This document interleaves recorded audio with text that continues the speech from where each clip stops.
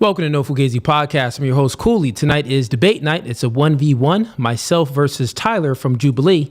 He's back for the smoke again, and we'll be debating, does God exist?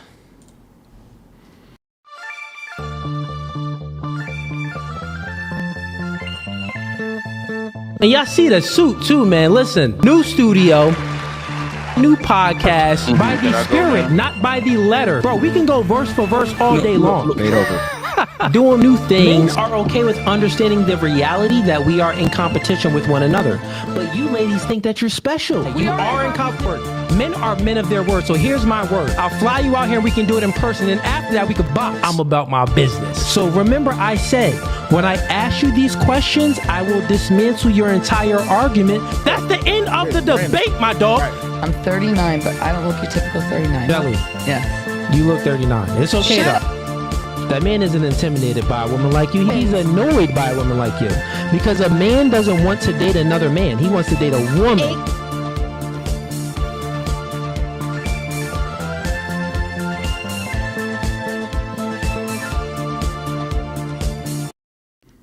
All right, we are back. Welcome to No Fugazee Podcast. I'm your host again, Cooley. Tonight is debate night, and we are going to be debating, does God exist? I'll be bringing Tyler from Jubilee. He also debated me as well. I think about 2 to 3 weeks ago on can morality be grounded without God, or can we ground morality without God? We did that debate about 2 to 3 weeks ago. It went great. So now we're debating, does God exist? We got a few links in the YouTube description. The first link is going to be for the membership. So if you like the podcast, support the show by becoming a member. We got 3 tiers. First tier is Gang. Second tier is Hitman. Third tier is Mob Ties. You join any of those tiers, you're locked in with us. The next links in the YouTube account is going to be for all of the social media accounts. So if you want to get in touch with myself or anyone from my team, hit us up on Instagram, Facebook, X. We got the Discord in there. Instagram is in there as well. Contact us. All right, let's go ahead and get this thing started. And let me bring up Tyler. And also, let me bring up Tim. Hey, thanks for having me back on, Cooley. Hey, Tyler. Thanks for coming on, man. It's going to be a good spirited debate, just like last time, right? Of course. It's always good to get philosophical in here. Yeah. And you have a degree in this stuff, right? I do. Yeah, I have. All right, look at that. You know, I just, was maybe Googled a couple things, read a few books here and there, and watched a few YouTube videos, right? Hey, there you go. Like, that's where it all begins, right? You know? Yeah, that's where it all begins. Well, I'm happy that you came, and we have Tim moderating tonight's debate. Tim, go ahead and take it from here. All right. So we're going to start off with the 6-minute opening statements from each of you. I'll set a timer for whoever is going to start their statements.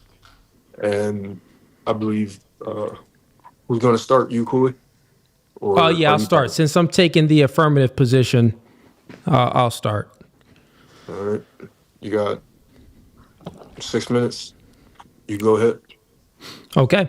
Does God exist? My answer is yes. And my proof is sweet potato pie. Sweet potato pie is real, and it's my favorite tasty dessert. Sweet potato pie presupposes the existence of a baker and the necessary conditions of sweet potato pie, which is, in this case, we can call ingredients, consist of mashed sweet potatoes, white or brown sugar, butter, eggs, evaporated milk, cinnamon, and vanilla extract. Now, the baker puts all of these ingredients together with precise measurements, giving it uniformity and purpose, creating a scrumptious, delicious sweet potato pie. Now, swap out sweet potato for intelligibility and swap out the baker for God. Intelligibility presupposes the existence of God. Intelligibility is the capacity of concepts, beings, and our experiences to be understood, structured, and interpreted. Some of these preconditions of intelligibility are logic, reason, math, predication, induction, deduction, objective morality, and the self, all of which have uniformity, and assumes one another. Now, if you have math, it assumes logic and vice versa. If you have objective morality, it assumes reason and vice versa, which again assumes math, logic, reason, induction, deduction, all sharing a core foundation in a formal, abstract reasoning system of truth, which incorporates the self, a thinking immaterial soul or mind distinct from the body. I think, therefore I am.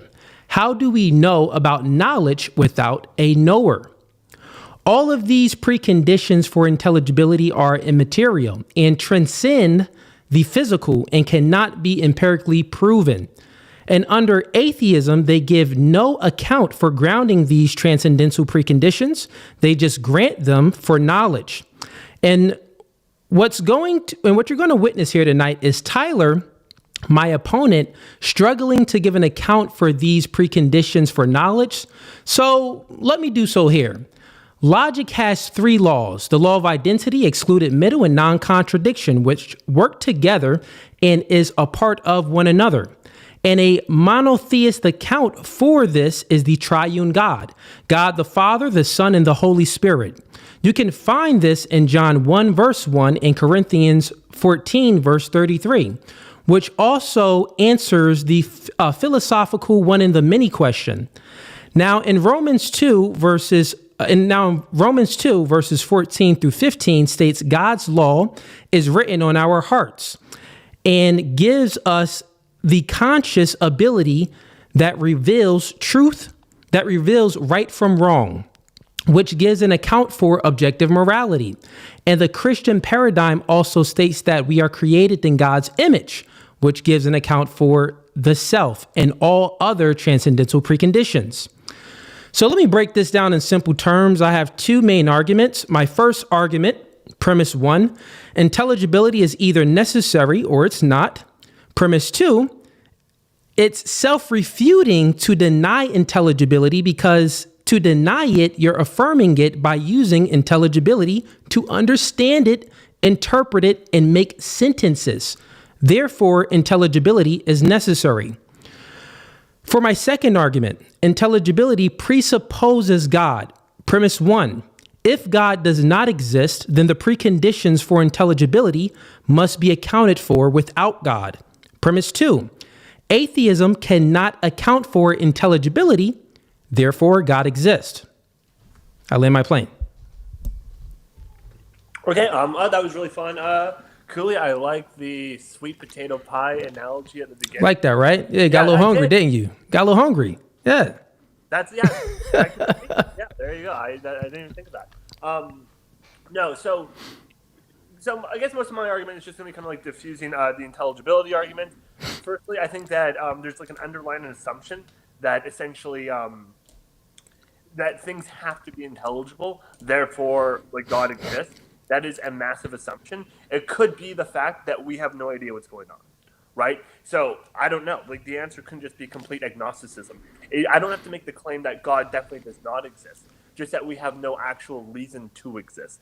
And just because things are explainable in the universe does not imply a God exists at all. I don't see how that logical jump comes up. It should make sense to us that the universe is intelligible, because a universe where we evolve for beings like us, intelligibility would make sense. Like it would make sense for those things to come on. So really, I'm just gonna yield a lot of my time, because actually I have more questions for Cooley and his argument. But I also kind of want to do a bit more of a forceful argument against the idea of God, because I presume Cooley believes that God is just all-powerful, all-knowing, all-good being, to simplify it a bit. And the argument I would put forward with that is, how can there be so much gratuitous evil and suffering if you don't want to indulge towards good and evil for your partaking? Because if a perfectly God exists, it seems like God would not allow this gratuitous evil. Therefore, God probably does not exist. I'm not saying that it's impossible. I don't think it's like logically airtight, but it seems very unlikely that if this all-good, all-knowing, all-loving God exists, that there would be the amount of suffering. And the suffering I'm kind of talking about are when babies are born with these horrendous diseases where they die within minutes of being born. or when animals die in a forest fire when there's no one around them and they just slowly burn to death. So I'm happy to go down these directions. I'm just very interested to see how Jubilee responds to that.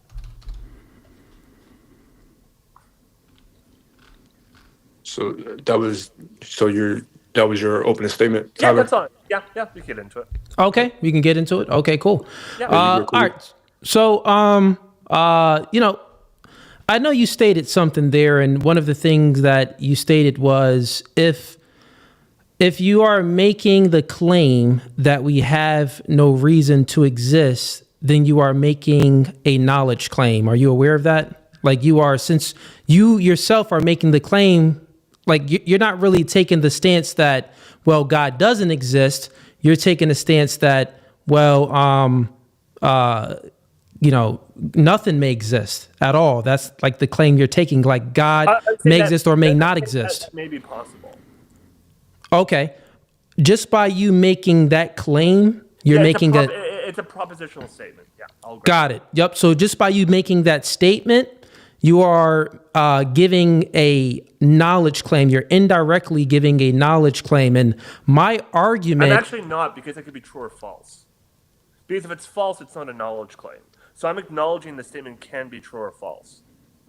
Yeah, and my argument is my argument in simple terms, it's basically an argument for the possibility of arguing. So I'm stating that these transcendental categories, like for intelligibility, like reason, logic, mathematics, induction, all of these metaphysical categories that under my worldview, it transcends the physical. This is how we make knowledge claims. So before you make sentences and want me to give you an argument, you would first have to justify how you're able. Yeah. So in my argument, I gave an account for knowledge and how I can speak sentences right now on this microphone. Yeah. For you as an atheist, I need you to give me an account for how you can make sentences. I don't have to, actually, because the argument isn't about if we can have knowledge claims. The argument is if God exists. So you're arguing from your worldview of how you think we can have knowledge and how we can make arguments. I'm not here to argue about where knowledge derives from, where logic derives from, or where math derives from. I'm here to argue if God exists or not. So however I derive my knowledge is irrelevant. You seem to have this applicability of knowledge, so you should be able to answer my questions either way, right? You can just grant them. Yeah, well, the thing is, do you believe that we have knowledge? Do I believe we have knowledge? Yeah. I think that's a hard question. We'll find out, won't we? I mean, you went to college and stuff. You have a degree in philosophy. Yeah. You would say that we have knowledge, like you went to school to seek out knowledge, right? Yeah, me seeking out knowledge does not mean I have knowledge, so it doesn't. Okay, got it. So you went to school to gain knowledge without the belief that knowledge even exists? Well, knowledge existing or not is not the same thing as someone having knowledge or not. So knowledge may exist, I totally grant that, but it doesn't mean that one necessarily has it.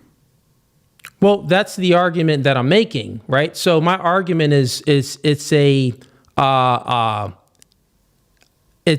meta logical argument. So I'm making an argument for all of the preconditions for arguing in itself, right? So since my argument is my argument is given an account how we actually can argue and make sentences and understand one another and interpret information. Yeah. Then I'm given an account for it under my Christian paradigm. What I'm asking for you is for you to give an account for your argument. You to give an account for knowledge since you are currently making sentences right now on this debate. Yeah. So you're asking me to define my paradigm and how I can show how I can form sentences. Yeah. I just don't know how that's relevant to the debate, right? The question is if God exists or not. Well, yeah. So let me go ahead and give you my argument again. So it's very simple. My first argument, premise one, intelligibility is either necessary or it's not. Premise two, it's self-refuting to deny intelligibility, because to deny intelligibility, you're affirming intelligibility because you actually understand me and interpret it, which therefore it proves that intelligibility is necessary. So premise two is what I'm attacking. I'm saying you can be agnostic on premise two, right? I'm saying you can say I don't know. Premise two can be unintelligible to the person, right? You could be like, I don't know if that's true or not. You have to prove that's true. I can just say I don't know if it's true. Great. But by saying I don't know, you're still denying it. No, I'm not denying it. Denying it would be saying it's not true. I'm saying I don't know if it's true. Okay, so denying it is not saying that you don't know. Well, you don't know does not mean that you're denying it, but by you stating that you don't know, but you're speaking right now and making sentences, is proving that you actually do know. Not necessarily. I mean, I could be a brain in a vat, and it could just be all a hallucination. Well, are you? I have no idea. I'm saying I don't know. I'm saying prove that. Prove premise two. I don't know. Yeah, and once again, I already proved premise two. So my second argument is this: intelligibility presupposes God, right? So that's the second argument. Intelligibility presupposes God. Premise one. I don't know if that's true. I don't know if that's true. Yeah, I'm telling it to you right now. Premise one: if God does not exist, then the preconditions for intelligibility, which is the law of logic, reason, the self, morality, all of these transcendental categories like math and predication, induction, deduction, these things would not exist. Okay, are you okay if I take a quick step back quickly and kind of have like a meta-analysis of what I think's happened in the debate so far? Sure, go ahead. Yeah, of course. So I think what you're attempting to do here is you're saying, like, look, I can find how I get things like reason, intelligibility, math, logic, because I presuppose God. And because I'm arguing God exists, that's my argument for it. I'm taking the position that at least I'm not sure if God exists, right? At the very least, it's agnostic. Maybe it's atheist, maybe it's agnosticism, therefore that. But how can I make any arguments if I can't give you an answer of where things like math, logic, language, reason come from, right? Well, that's a different question, right? Asking like where logic or reason or things can come from can actually be very difficult and tricky philosophical questions for theists and atheists, right? This is not like a one-way issue, and that's a different conversation than whether God exists or not. From under my paradigm, that don't put me under your paradigm. It's hard for you to give an account for that. I gave my account for the transcendental categories. I said it's hard for theists, like in a general sense. Okay, fair enough. Yeah. So once again, let me just state my position again and my second argument then, because it's very simple. So premise one: if God does not exist, then the preconditions for intelligibility must be accounted for without God. It must be accounted for without God. Atheism cannot account for intelligibility. Therefore, God exists. So you're an atheist. You cannot account for intelligibility. So you're proving my argument right because I just gave an account for intelligibility. So I'm doing a paradigm. Real quick, Tyler. Real quick, so you understand. Just let's have the meta real quick. I want to give some information to you. Yeah. What I'm doing, my argument, this is the tag argument for God, the transcendental argument for proving God. And it's comparing paradigms. So the entire Christian paradigm versus the atheist paradigm or whatever other paradigm you want to match. If under my paradigm can give an account for how we can have this debate tonight and your paradigm cannot, well, my paradigm has God in it, who is divine, omniscient, and is eternal. So my paradigm, it's a defeater. It defeats yours. Well, no, that's the assumption. Just because your paradigm, or you say, can explain things in a clear way, doesn't mean it's true, right? Because I could say Satan does it, right? Like my paradigm could be that I don't think God exists. I think it's just Satan and everything's evil and all that stuff. But I still get the power from Satan, and Satan gives us the same transcendental categories such as reason, logic, math, all these things. And then it becomes equal. So in your worldview, Satan being the all-powerful one is just as likely as God being all-powerful. Well, it doesn't become equal because Why you not? have over 2,000 years of historical evidence that gives accounts for Jesus Christ and things like that? You would have to give an account for Satan. We would need some evidence. Do you think Satan exists? We would need real quick. We would need some evidence for your paradigm. So under my paradigm, I fully broke it down and I laid it out for you, and I gave accounts for the non-physical things. I justified all of the transcendental categories and how they all have uniformity under the Christian paradigm. Yeah. So my question to you is that, let's just be honest here. You say that you don't know if knowledge exists or if we have knowledge. I don't know if we have knowledge necessarily, or I'm saying that your argument, an objection to it can be agnosticism. But no, what I'm saying though is that I don't know why you're denying the satanic worldview, the paradigm.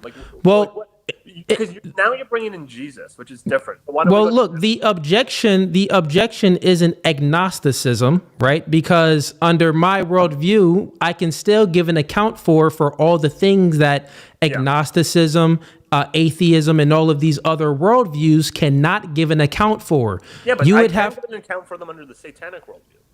Okay, so how about you do that? So let's do that. So can you please give me an account for knowledge? How knowledge? And the preconditions for knowledge. So someone could say that Satan created the universe and that Satan gave things to be intelligible and gave knowledge to the people who live in it. Are you sure? Am I sure? Yeah, sure, Yeah. why not? Yeah. And what is Satan's ontology?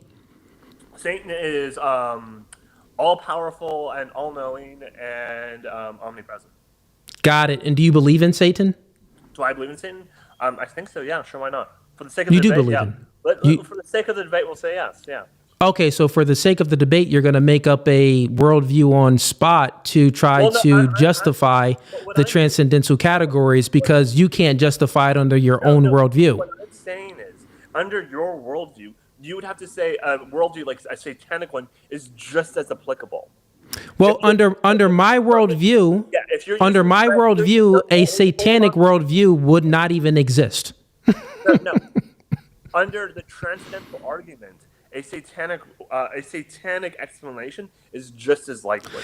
Okay, got it. So if the satanic, I believe that that's untrue. So if Satan is omniscient, divine, and eternal like God, then bad is the nature of Satan, right? I've not necessarily. I didn't say anything about bad. Okay, what's the nature of Satan? Satan. I said the nature of Satan is all-knowing. Who is Satan? Sorry? He's the creator. The creator of what? The cosmos. Okay, and give me more information about Satan. How are we here and speaking sentences because of Satan? Well, on the first day there was light, and then Satan created the entire universe. Did he create all of this good or bad? Do you think there's bad in the world? I'm asking you. I didn't make any statements about good or bad. I know. That's why I'm asking you. Did Satan I'm create the universe good or bad? Is Satan good or bad? I'm saying he's No, not good or bad. Not is Satan good or bad. I'm asking you, did Satan create the world and the universe bad or good? How did he create it? Neither, let's say. Okay, so Satan created it neither at all. So if Oh, wait. Sorry. Is that me or you guys? what do you mean? It just kind of completely. it was acting weird a little bit, Cooley. Oh, it did. Satan's It getting in only there. did it for like a quick second, then it came back. You're fine now, but Hold up. Let me make sure. Yeah. Let me make sure. Hold up. Okay, yeah, it's good now. It's good. Okay, Just wanted to make sure. All right, so My bad. I was asking you the question about Satan's nature, since that's the position that you want to take tonight. No, I'm saying in regard to the transcendental argument, that it is just as explanatory for a satanic worldview as it is for a Christian worldview. I don't believe that, because I'm asking you questions like, what is Satan's nature? Is Satan good? Is he bad? What is Satan? Can I be inquisitive with your worldview under it as well, then? You can ask me any questions about my worldview, but what I'm asking you right now, but real quick, Tyler, what I'm asking you is, I made an argument, and I asked you a question to justify or give an account for these preconditions, right? These transcendental preconditions for intelligibility. You said that, well, you don't know if there is intelligibility, right? I'm saying that, no, I'm saying that could be a response to the second one. Because your second one says that if there is, there has to be intelligibility, essentially. You said it's necessary. Yeah, but I want you to be good. Like a good faith debate is, tell me what you really believe and be honest. That would be good faith. Like, I'm telling you what I truly believe in. Reductio on your argument, actually. So, like, what I was doing is saying, if I take your premises seriously, I could come up with a worldview where Satan is the creator and Satan does everything, right? And like that's like the issue I have with that, right? Well, that's fine. I don't care. There are Satanists out there, and what I'm saying is, under my argument that I just constructed, the transcendental argument, it would refute any other argument, because any other paradigm, any other worldview and paradigm cannot give justifications for intelligibility and the preconditions of intelligibility. The Satan worldview can. Well, that's what I'm asking you to demonstrate for me. So you're saying demonstrate a worldview where Satan exists and you have intelligibility, just so we're clear. Yes. So, Satan could be the creator of reason, logic, knowledge, all of it, right? If he's all-powerful, all-knowing, and omnipresent, of course he could. What is the nature of Satan? The nature of Satan is an all-powerful, all-knowing, omnipresent being. Is the nature of Satan good or bad? Neither. So if the nature of Satan is not good or bad, then what is the telos of it? Has no telos. There's no purpose. Doesn't have to. Okay, so if Satan has no purpose and no telos, then how can you justify and give an account for the preconditions for intelligibility? He arbitrarily said that we can have intelligibility. So was it by mistake? No, arbitrarily. It just means for no reason. So he just did it for no reason at all, and now we have intelligibility. He felt like it. Can we be more intelligent than Satan? No, probably not. Not in this worldview. Okay. Well, if he just arbitrarily gave us intelligibility, does this mean that Satan has intelligibility? Yep. Okay. And what would be the distinction from us and Satan? What would be the distinction from us and Satan? Like how wouldn't we be just as smart as Satan? We can't be just as smart as him. Satan is all-knowing and all-powerful and an omnipresent being. Human beings are not. Got it. So therefore, and since since there's no telos and no purpose, there's no good or bad within the intelligibility. This, you know that without morality, you don't have any intelligibility. No, that does not follow at all. This does follow us. I even stated that in my argument, and I'll state it again here, and I'll demonstrate it for you. I did in my opening. Okay. So once again. So you're going to say to have intelligibility, morality is necessary. To have intelligibility, objective morality is necessary. Okay, explain that sentence to me. Okay, so once again, I did it in my opening. You should have took some notes there, Tyler. Hey, look, you're too quick for me, Cooley. So once again, the preconditions for intelligibility consist of transcendental categories. I just care about morality. Well, the thing is, they all work together. You really can't have one without the other. Okay, but the clear one we want to focus on is morality, though, just so we're clear with that. Okay, so I'll explain. Yeah. So if you have morality, it's presupposing that you have a self. If you have the self, it's presupposing that you have logic and reason. If you have logic and reason, it's presupposing that you have math. If you have math, it's presupposing that you have induction, deduction, and predicates. So all of these is presupposing that you have space and time. Okay. All of these preconditions are transcendental. They transcend the physical. So that's what gives an account for it. Can I just reframe it to make sure I'm following? Sure. So to have morality, we need the self, correct? It presupposes the self. That's what you said. And not in any in particular order, actually. Oh, they're all just randomly there. Why? It's not randomly there, but it's not in any particular order. Why all you're doing is asserting the same position over and over. I'm not asserting it. It has uniformity. But why? I'll explain to you. Morality have to be there. Because why can't I have the self, logic, I'll explain. And all those things? Yeah. Yeah, I'll explain to you. Yeah. So let's start with morality. Morality is having the ability to be aware of right and wrong. No, I'm following you. Yeah, just keep going. Okay. Yeah. Right and wrong. It's making distinctions.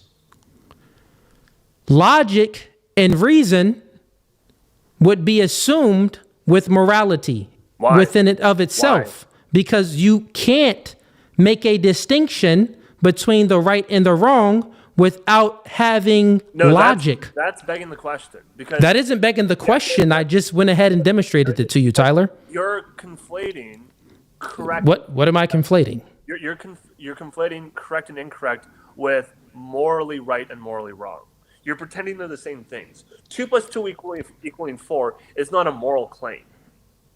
No, I'm not conflating it. I'm saying that they work together. No, but how? You're just saying that because we have moral right and wrong, we then therefore have correct and incorrect. I'm asking you how you get to that jump. You just keep saying that you have to have both. I don't understand why.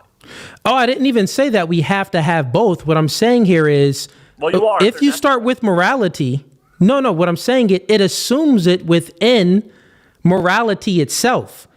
As a human being, right, you are already assuming that there's a self if we can make moral judgment. Conscious beings... You're shooting the moral judgment. Why are you adding that in there? Okay, so you let me know how we can make a distinction of right or wrong without the self. I have no idea. I'm asking you.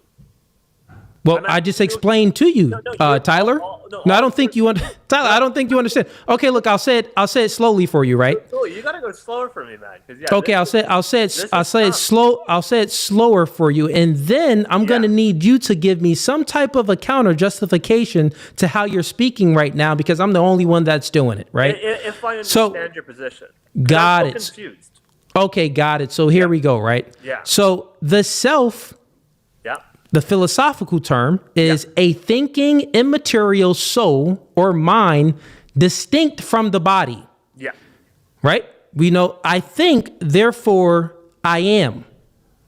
Right? So if you think, therefore I am, I would say that if it is an order to anything, as far as I think, therefore I am, this logic would come after if we give any order to it. I think, therefore I am. We can say, if you give any order, I would say the self first, and everything else, all of the other transcendentals would come after, and it really wouldn't matter on the order of it. Okay. So now, real quick. So if I think, therefore I am, and it's a distinction between the mind and the body, then as far as logic and reason, well, logic itself, this already, assumes that we have the ability to reason. And if you have logic and reason, this assumes that you have the ability to do induction and deduction. Yeah. Right? Okay. So now Okay. you're understanding. And so But no, but on and now so I on with the other transcendental No, categories. how do you get to know? But I don't understand the assumption between induction to deduction to assumes morality. I don't understand that. What you're So, saying? well, once again, what does, do you know what induction is? Yes. Okay. What is induction? Induction is probabilistic reasoning. Okay. And deduction would be? Reasoning, like more like logical. Like it must be necessarily true with the argument you're given. Okay. Got it. So if that's the case, then with induction and logic and reason, we can make a distinction between right from wrong. But no, wait, how does that follow? I don't know. I don't understand. How So that wait, you follows, can't but- make a, okay. So then with logic, okay. So real quick, with logic, what is logic used for? We have the law of identity, we have the law of excluded middle, and we have the law of non-contradiction, right? Now, all of these three laws, we wouldn't be able to form sentences. We wouldn't be able to possibly even, walk in a straight line, I would say. Well, then how do people sleep? Maybe, But yeah, how do- maybe, but it really wouldn't be, we'll be all messed up and discombobulated. Yeah. So what I'm saying is Yeah. all of these transcendental categories have uniformity, right? Under your worldview, you are an atheist. I would need you to give me an account Well, hold on, you for still haven't told how me you can make morality. sentences, Cooley. Tyler? I asked you about how you get morality from that, and you keep just saying it assumes that. But I'm like, well, what do you mean by that? Like, how do I get morality from that? You've talked about logic, reason, deductive, inductive. I'm asking you for morality. I gave it clear. If we are made in, I'm still super confused. no, I even said it in my opening. So Then say it again. the self, here we go again. Yeah, let's so start again. the self, this not assumes, but the self is I think, therefore I am. It's a mind, a soul that is distinct from the body. Since under my paradigm, we have been created in God's image. And under my paradigm, God is good. And under my paradigm, when God created the heavens and the earth and God created us, after each thing he created, he said, and it is good. Okay, but now So you God, are, so listen real quick. Yeah. So God written morality on our hearts. So it's embedded in us. So it's included within the self. And within the self, you already said, well, okay, with the self, we have logic and reason and induction and all of these things. So this is me demonstrating how all of these transcendental categories have to work in uniformity. We can't have one without the other. Like it's impossible to have one without the other. So now, does that answer your question? Yes or no? Let me just ask one follow because I'm still a bit confused. I'm gonna be honest with you. I'm not a smart guy. I'm not like you. No. You have what? You got a bachelor's degree? Yeah, the VA. Okay, you got a bachelor's degree in philosophy. Yeah. So, listen, you should understand this more than I do. No, this just shows But it how seems smart that you are. don't. No, Cooley, this just shows how smart you are. You're like way above that, right? I'm just like No, not at all. yeah, I'm just a simpleton trying to learn. So yeah, like my confusion. So now you are literally begging the question though, to a degree. Let me just No, this isn't begging the question. Okay, so can I explain why? Sure, go ahead. Or why I believe so? Because I don't want to presuppose it. So the debate is, does God exist? And you said, well, I know it exists because, or I know morality exists in this because we have God. But that's what we're arguing about, right? So that's why it's begging the question. No, that's not what I said. What the heck? How did you get that from that? Well, You're moving the Cooley, goalpost now, Tyler. Cooley, I'm lost with what you were saying, my friend. Look, you're moving the goalpost. Coach, I can't score. He's moving the goalpost again. Look, Coach Kuno's moving the goalpost. I have to ask you to explain it to me again, buddy. I don't know. You just keep shoehorning in this morality thing. I really don't understand how it's. All right. So I'm giving a paradigm argument, right? It's a paradigm argument. So under the Christian paradigm, we are made in God's image. Yeah, but So real quick. yeah, but so I'm under your paradigm. Well, you're not doing a good job. So listen, I'll state it again. Look, so here, and I'll just state how we have morality and how everything is uniformed and uniformity.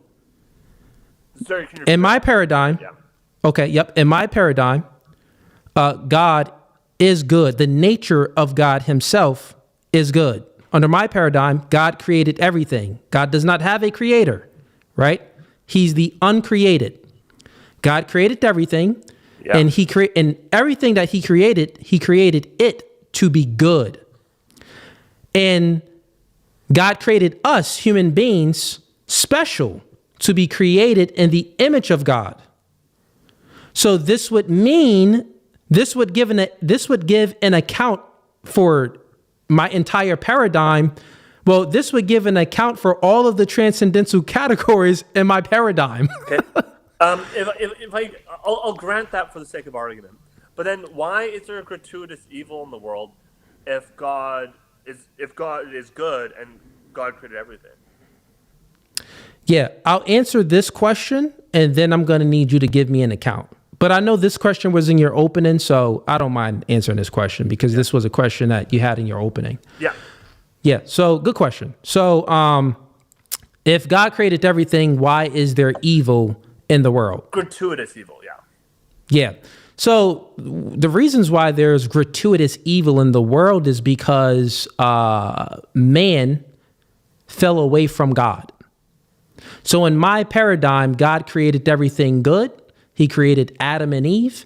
And when Adam and Eve chose to disobey God, they chose to remove themselves away from God. Mm-hmm. So when you remove yourself away from the objective morality standard, which is God, then you experience evil, then you see evil.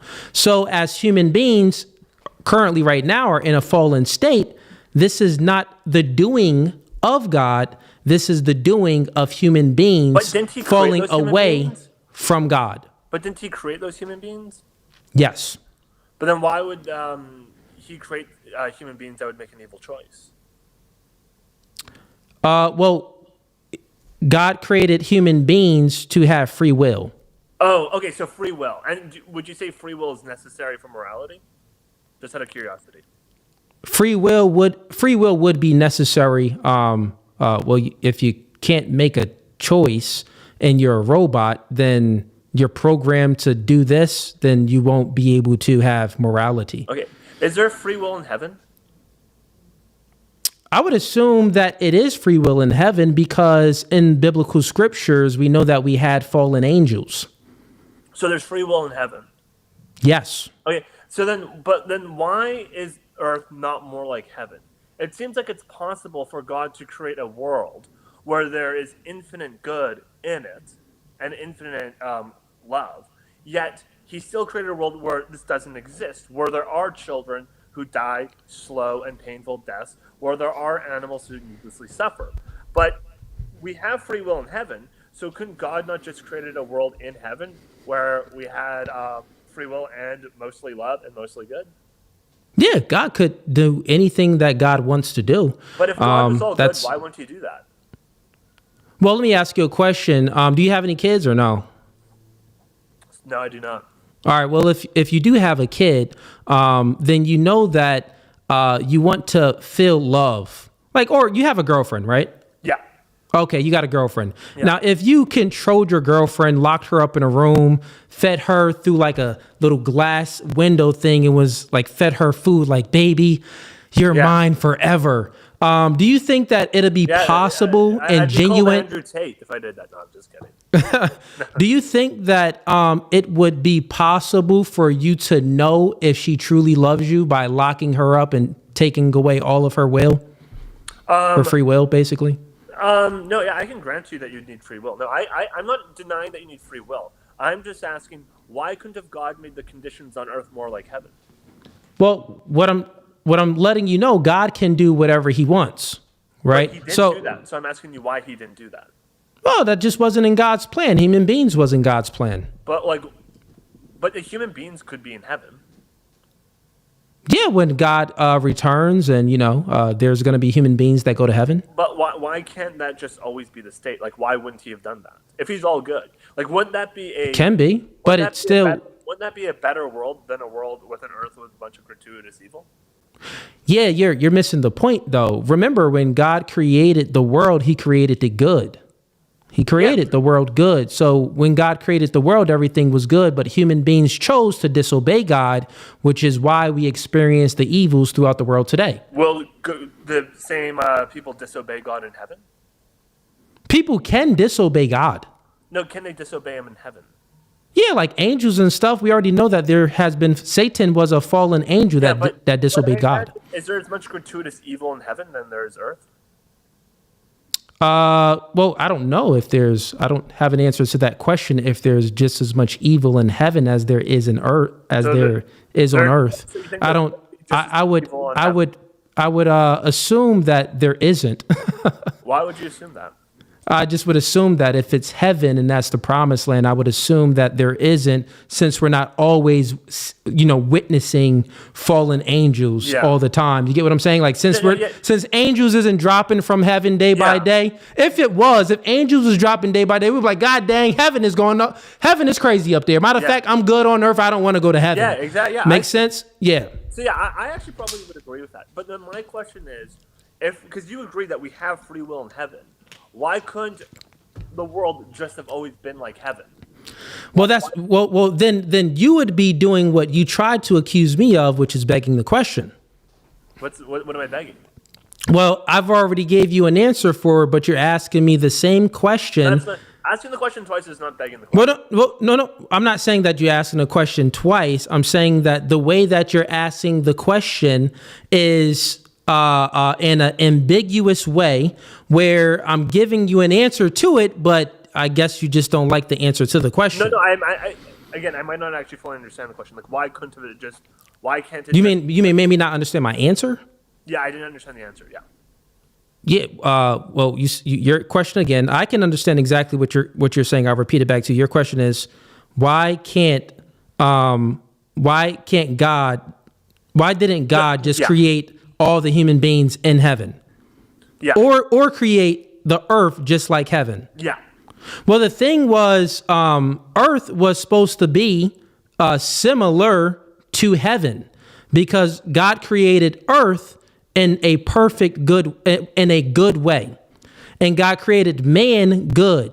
And God created man to have free will, but man chose to disobey God, which is why we see the evils in the world today. So it's not to say that God didn't create earth just like heaven. No, the reason why we're looking and we're seeking heaven is because the world is in a fallen state. Make sense? Yeah, so what I'm saying is, heaven and earth was created, and they both was created good. Yeah. But I'm saying, so heaven, but you're assuming, and we all talked about how the angels won't be falling, that when we go up to heaven, it's not going to end up like earth. Well, what I'm saying is, since we're not seeing any more fallen angels, this means that the angels that needed to fall, and heaven is doing just fine. But then it seems like it's possible then, therefore, to be a world, right, a world in heaven, where there is only good and only God's love. That is possible, and that will exist. So why couldn't that have always not only good, it's only good if people choose to be obedient and to follow. Yeah, so that's possible, but since we are human beings of free will, and even angels have free will, that's something that they would have to choose to do on a day-by-day, year-by consistent, eternal basis. You get what I'm saying? So now let me ask you a question, right? And I think I've answered your question on why there's evil in the world, and do you understand that, or do you want to? Well, because it's okay for you to give me So here's what I'll do. If you want to continue with the internal critique, I'm fine, because I understand my worldview. I'm fine. If you have any other questions, if you maybe want to try to pick it apart, we can do it for a little longer, and then I can get to my questions. How about that? Because I'm genuinely curious, actually, Kool-Aid. I'm asking, and earth. Because I think like this is like the distinction that's confusing me a bit. It seems like God could have, and you grant that he could have, because God is all powerful, created a world where that no angels would have chosen to fall from heaven. Right? God could have, so we could have had free will and not chosen to do that. God could have created that because he is all powerful. That wouldn't be free will though. How do you define free will? So free will, well, how I define it is God is eternal, almighty, divine, omniscient, and God created all. So God is the first cause of everything. Then God created human beings to be special. He created human beings in his image to be the secondary cause, which means that our actions here on earth does not reflect God's actions. He did not cause us to act out of accordance with him. That's us choosing to act out of accordance with him and to be disobedient, right? So therefore we witness all the evils in the world is because we are not following God. So that's free will. Free will is the ability to make choices outside of, God's will as far as us seeking him. Okay, so yeah, I see that. So I'm following. So God is the first cause, right? God is the ultimate cause in your world. Yep.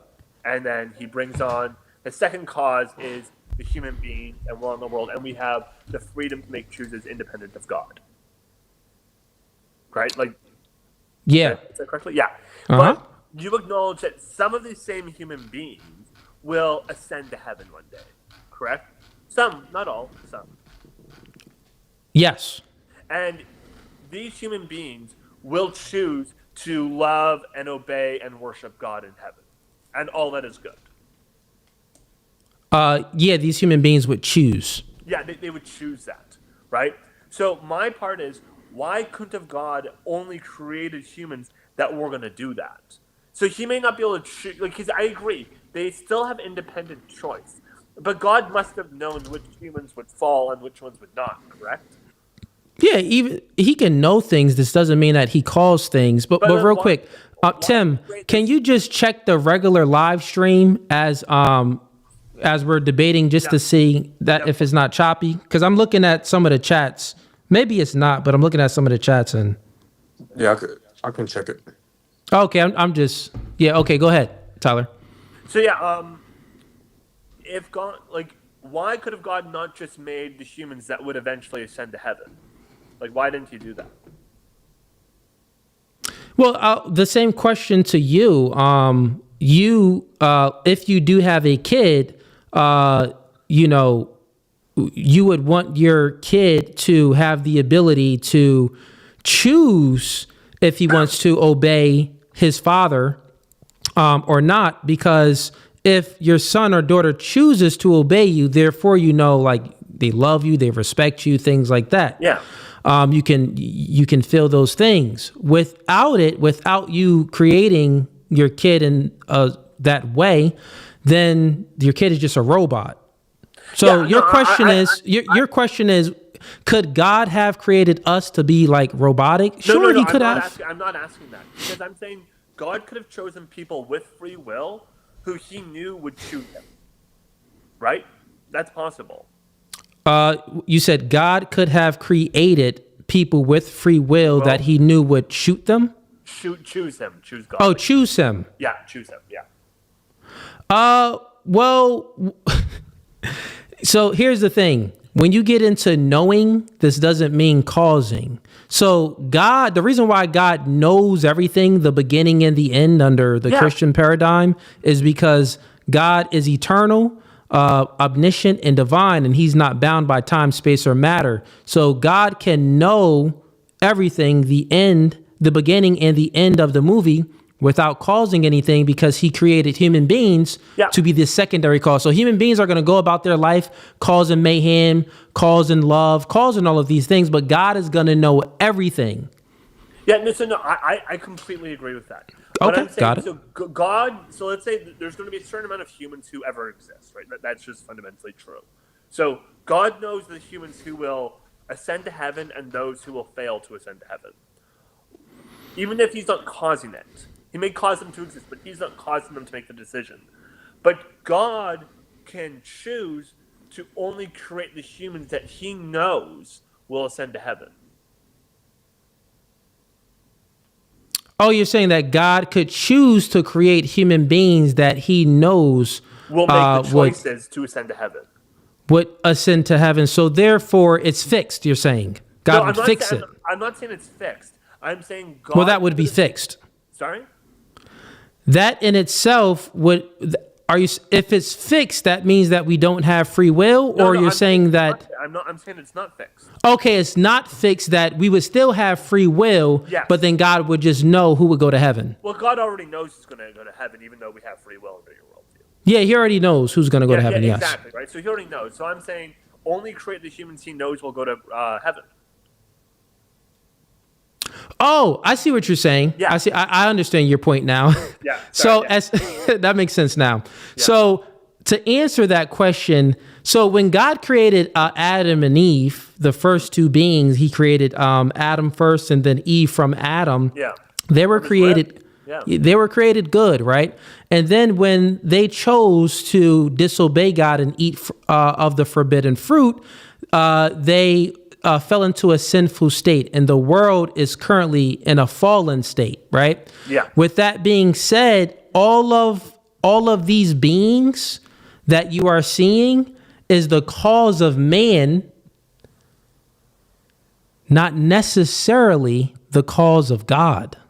Oh, I see the distinction. So the nature within the beings that has been, well, the nature isn't bad, but the beings that have been created is, they're growing up in a world of sin. So these beings are growing up in worlds. Well, like in the world, sin has infected the world essentially. Sin has infected the world. So it's not that these human beings, they're just bad and they're not going to go to heaven, is that human beings already infected the world. Okay, so I agree, but God knew the confines of the world, what the world Adam and Eve would be in. God knew that Adam and Eve would eat the forbidden fruit from the tree of knowledge and start the original sin and would eventually infect the world of sin.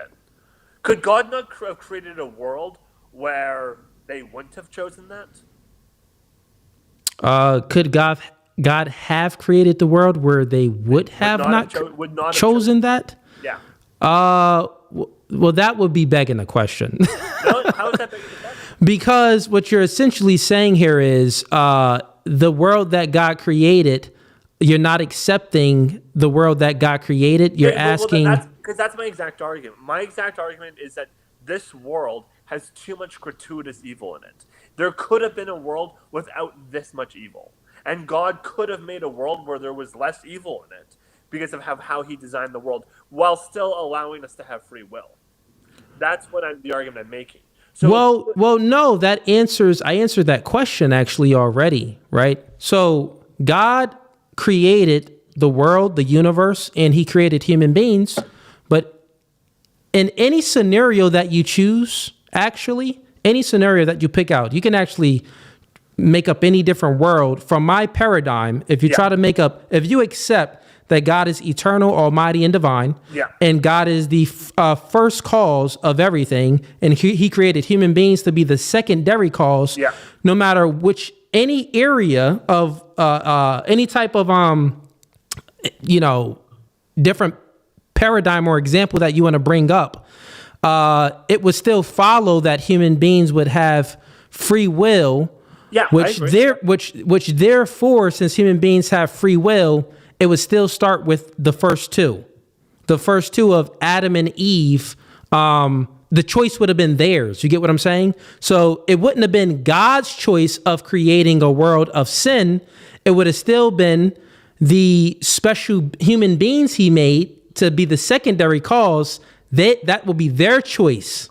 You get what I'm saying? So that's not God's. So real quick to answer it, it's not God's choice why we are in a fallen world.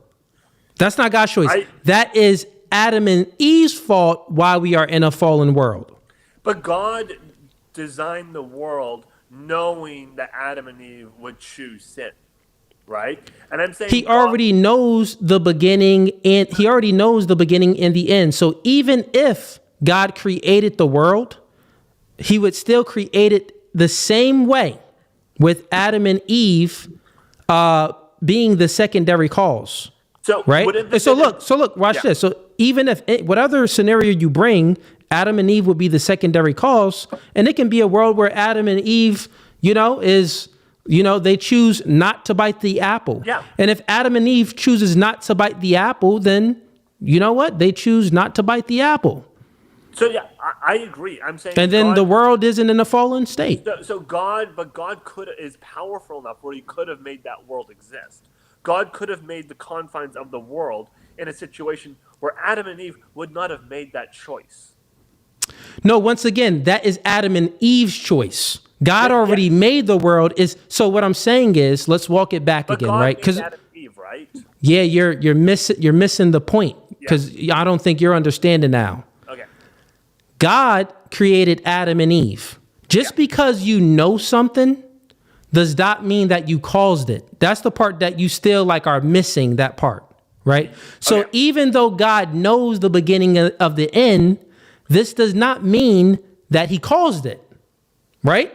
So you are asking, could God create a world that he didn't cause? I'm telling you, the human beings, Adam and Eve, is what caused the world. Now, here's your question. Your question would be, can God do the same thing again and then Adam and Eve not choose to bite from the apple? I would say, well, yeah, sure, they can, because they got free will. So I'm sure out of one of those, out of 1 in a trillion, maybe they would have chose not to bite from the apple, right? Or maybe they were always going to bite from the apple. So it's necessary that it's not even necessary. What I'm saying is, since God knows the beginning and the end, they were just always going to bite from the apple. Let me make it a little more concrete, so I think it's a bit fair.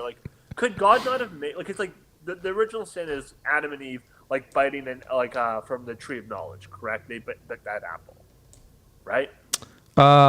Say that again. The original sin is Adam and Eve biting the apple from the tree of knowledge. Yeah, they choose to disobey God. Yeah, could God not have put the tree of knowledge in a place that was physically inaccessible to Adam and Eve? So a place where it's just they couldn't have gotten to it. Yeah, God could have did whatever he wanted. Why didn't he do that? Oh, because God chose not to. But why? Wouldn't that just make there be more evil in the world, though?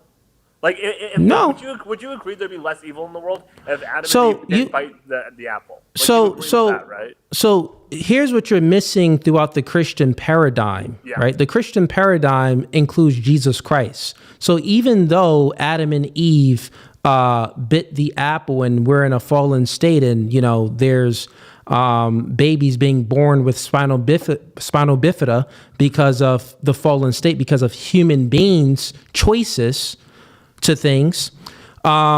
Jesus came and he sacrificed himself for all of our sins. So even though we do not live in a, let's say a sinless world, in a world without, evil and things like that, God gives us the ability to seek him, be baptized in his name, repent for our sins, and follow Jesus Christ, and then we can make it to the promised land. Makes sense. We can make it to heaven. So it really doesn't matter. So let's put it together. It really doesn't matter what world you're thinking about that God could have or could not create, because at the end of the day, doesn't matter what the human beings did, since God already knows everything. Jesus Christ was going to come regardless to save all of us, those who follow him. So yeah, I understand. Booyah! Let's get to my questions now. I think that sums it up. I don't know if it sums it up though. No, that does. So now, listen, it doesn't matter what example. I was having fun answering your questions. I was just saving the Christ, just for the booyah. I was saving it. Like, I'll use it. I could have used it 15 minutes ago. I was like, man, I just wait a little bit, have some fun with him. So now, right, doesn't matter what example you make. You can say, well, why didn't God create a world with it just only good? Or if he knew everything, why did he do this? At the end of the day, it doesn't even matter. God created the world for human beings to have the secondary cause. It doesn't matter what human beings chose. God already knew it all, and he was going to send Jesus Christ himself. God in flesh form was going to come on earth and be the ultimate sacrifice for all of our sins so we can all make it to heaven. Booyah. No Fugazee. Wait, so everyone makes it to heaven? Well, those who repent and follow Jesus Christ, yes, But it you seems can make it. You have the potential to make it to heaven. Yes, with Jesus coming, with sacrificing, with less gratuitous evil that could exist, and that's what we should expect from an all-good being. It would be more likely from an all-good being that we would see less gratuitous evil, that we would see less of this, but we don't, and that's why I'm finding it unlikely. Well, what do you mean by less? What do I mean by less gratuitous evil? Yeah, what do you mean by? So, are you saying that once Adam and Eve bit from the apple, Jesus could have just came right then and there and was like, "Hey, you know what? Here I am." Does God have the ability to intervene with the world? Yeah. Well, obviously, God came in flesh form. Has God intervened with the world since Adam and Eve? Well, God came in flesh form, man. So God let you know, yeah. Power. Why doesn't it when like a baby suffering, right? Why doesn't a God come in and have that baby humans early or humans? Sorry. That's our choice once again. So once again, it doesn't. Choice the baby. No. Once again, it doesn't matter which way you spin it. It doesn't matter if you say, why didn't God come this time? So why didn't God come there? Like, you're like the kid that is like, you're like the kid that was being indoctrinated by his mom, and the mom was telling the kid like, "Oh, your daddy ain't nothing. He never coming to see you. Your daddy ain't nothing. He just be. Your daddy don't send you no money. He not taking care of you. You like one of them kids that was indoctrinated by the evil mom, trying to take the kid's mind away from the father. What I'm saying is, here's what I'm saying, right? Yeah, both my parents. I'm messing with you. I fully answered all your questions under my paradigm, right? And I think I've been real quick, Tyler. Yeah. I think I've been good faith, right? And we're an hour in. I think I've been very good faith. Cool.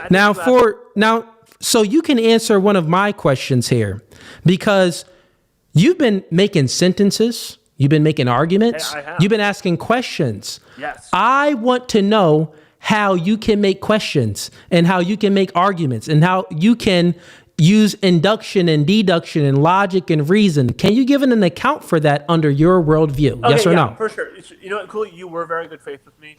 We've had a good conversation before. I will answer your questions, okay? Got it. But first question. Yeah. The last time we spoke, I think I wrote it down of basically what your worldview is, kind of. So the last time we spoke, you said that you are an atheist, and you believe that the world exists with random events occurring over time, and it's purposeless and meaningless, and it's all accidental. Do I have that correct? It depends on how you'd be interpreting accidental, but for the most part, sure. Okay, so if it's the case that the world was created from the Big Bang, but it was all accidental and human beings evolved over time, how do you know things? How can you give an account for intelligibility if it's all accidental? Yeah, sure. So I believe with evolution, right? As you know, I'm an evolution guy. I believe people came from dirt, as you put forth in our last debate. That I believe that certain mutations were more likely to survive in the environment.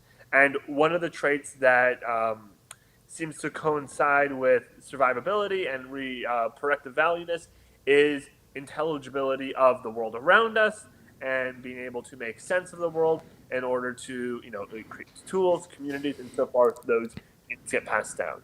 So I would think that for a being like me to exist, it would make sense that the universe is intelligible because that's why I would evolve. Okay. So it makes sense that the world is intelligible does not give a justification for why the world is intelligible.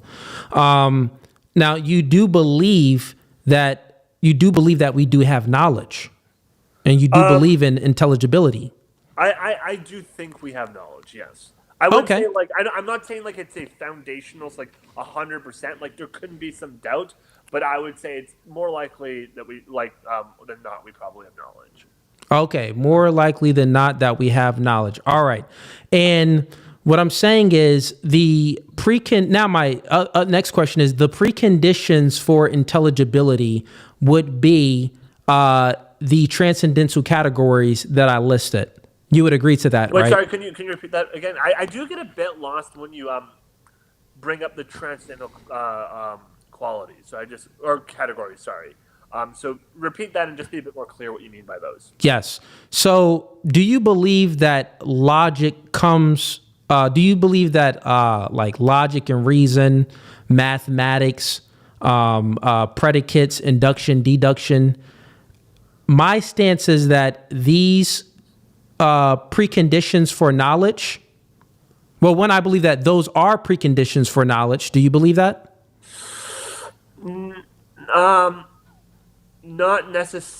Not necessarily. I may. Oh well. Wait. If you don't believe that, then what's the preconditions for knowledge? What's the preconditions for intelligibility? Because the thing is, I can imagine cases where we can have knowledge where we're not necessarily relying on logic. Like that's like kind of like the issue that I'm trying to work out here, which is why I don't want to make any like overarching claims. I do think that for knowledge, it's almost most of the time logic, but not necessarily. So like if I'm experiencing like the color yellow, like a yellow experience, right? I might have the knowledge of I'm having this sort of experience. I don't know if logic is necessary for that. That just might be a like kind of an inferential experiential knowledge, or the feeling of pain, like I am in pain. I don't know if that requires any logic. It's just kind of like a self-reflection knowledge. If you kind of see what I'm saying there. Okay, and this would come from the physical? Yeah, it would just be like experiential knowledge that you may have. So that might not derive of any logic. So that's why I wouldn't say that it's necessary to have logic. I can imagine maybe some cases. So are you saying that then it's sense data? So based off our senses, well, then it's a gap there, right? Because if you're saying that everything is, once again, is there any evidence for logic? Is there evidence for logic? Oh, depends what you mean by that. Can you prove logic exists? Not saying can you demonstrate logic exists. I'm sure you can demonstrate it right now. But can you find logic in a microscope or in a test tube? Can you empirically prove it? No, you can't. Got it. So since you can't empirically prove logic, reason, math theory, induction, deduction, these are universals. All of these claims are universals. And if you can't empirically prove it, they have a different ontology than the physical. Do you believe that to be the case? I agree. I'm saying that they are separate, but I'm saying it does seem like we can have knowledge claims without going to those universals, which would just be sense data, right? So I think you can have both. I do think like logic and these things still likely exist, but I think you can have both still. How can you trust sense data if you have no experience of the self and awareness of anything? How can you? I can know that there is experience because of the experience of experience, essentially, right? Do you see what I'm saying there? Like I know. What? So Descartes said this: "I think, therefore I am," right? But there's actually a step before that. And Kant kind of explains this. Kant says we know there is experience because any sort of action that follows from it that implies experience exists, right? So when I start doubting, like if I doubt that there is experience, that can only be a function of experience. Do you see what I'm saying with that? If you doubt, if you doubt that you have experience, that would be... Not that if I have experience, that experience exists. Just the simple fact that you can doubt that experience exists, that proves that there's experience. Yes. I agree. No, that was even in my opening. That's what I'm saying. That's what I'm alluding to. So I think you can have that. Yeah, and what I'm saying is, so that isn't my question, though. But so that has nothing, I'm asking... I don't think that has anything to do with a logic necessarily. Well, yeah, it does. It does. Yeah. So my question is, it's a more of a meta question to it, as far as it. So I'm getting down to the metaphysics of things, right? Yeah. So you're presupposing knowledge you're presupposing knowledge by saying that if I can doubt that we experience things, this is affirming the experience. I would say yes. My question is underneath that, right? Is under that. I'm asking you to give an account for how you can even doubt that you have knowledge. So how can I doubt that I even have knowledge? That's what I'm trying to get you to answer, because what I'm saying is these transcendental categories, all of them work in uniformity. You can't have one without the other, or you won't have any knowledge. I can give an account for it under my worldview, but it looks like you're having trouble to give an account for it. You believe you believe that we all came from Big Bang and basically dirt, right? Yeah, we're dirt people. We're dirt people, and then over time, millions of years, 100 million years, Billions. then billions, it probably formed the human brain. Yeah, since the beginning, the universe is from our understanding, it's about 14.5 billion years old. Okay, so 14.5 billion years old. Then we started to think.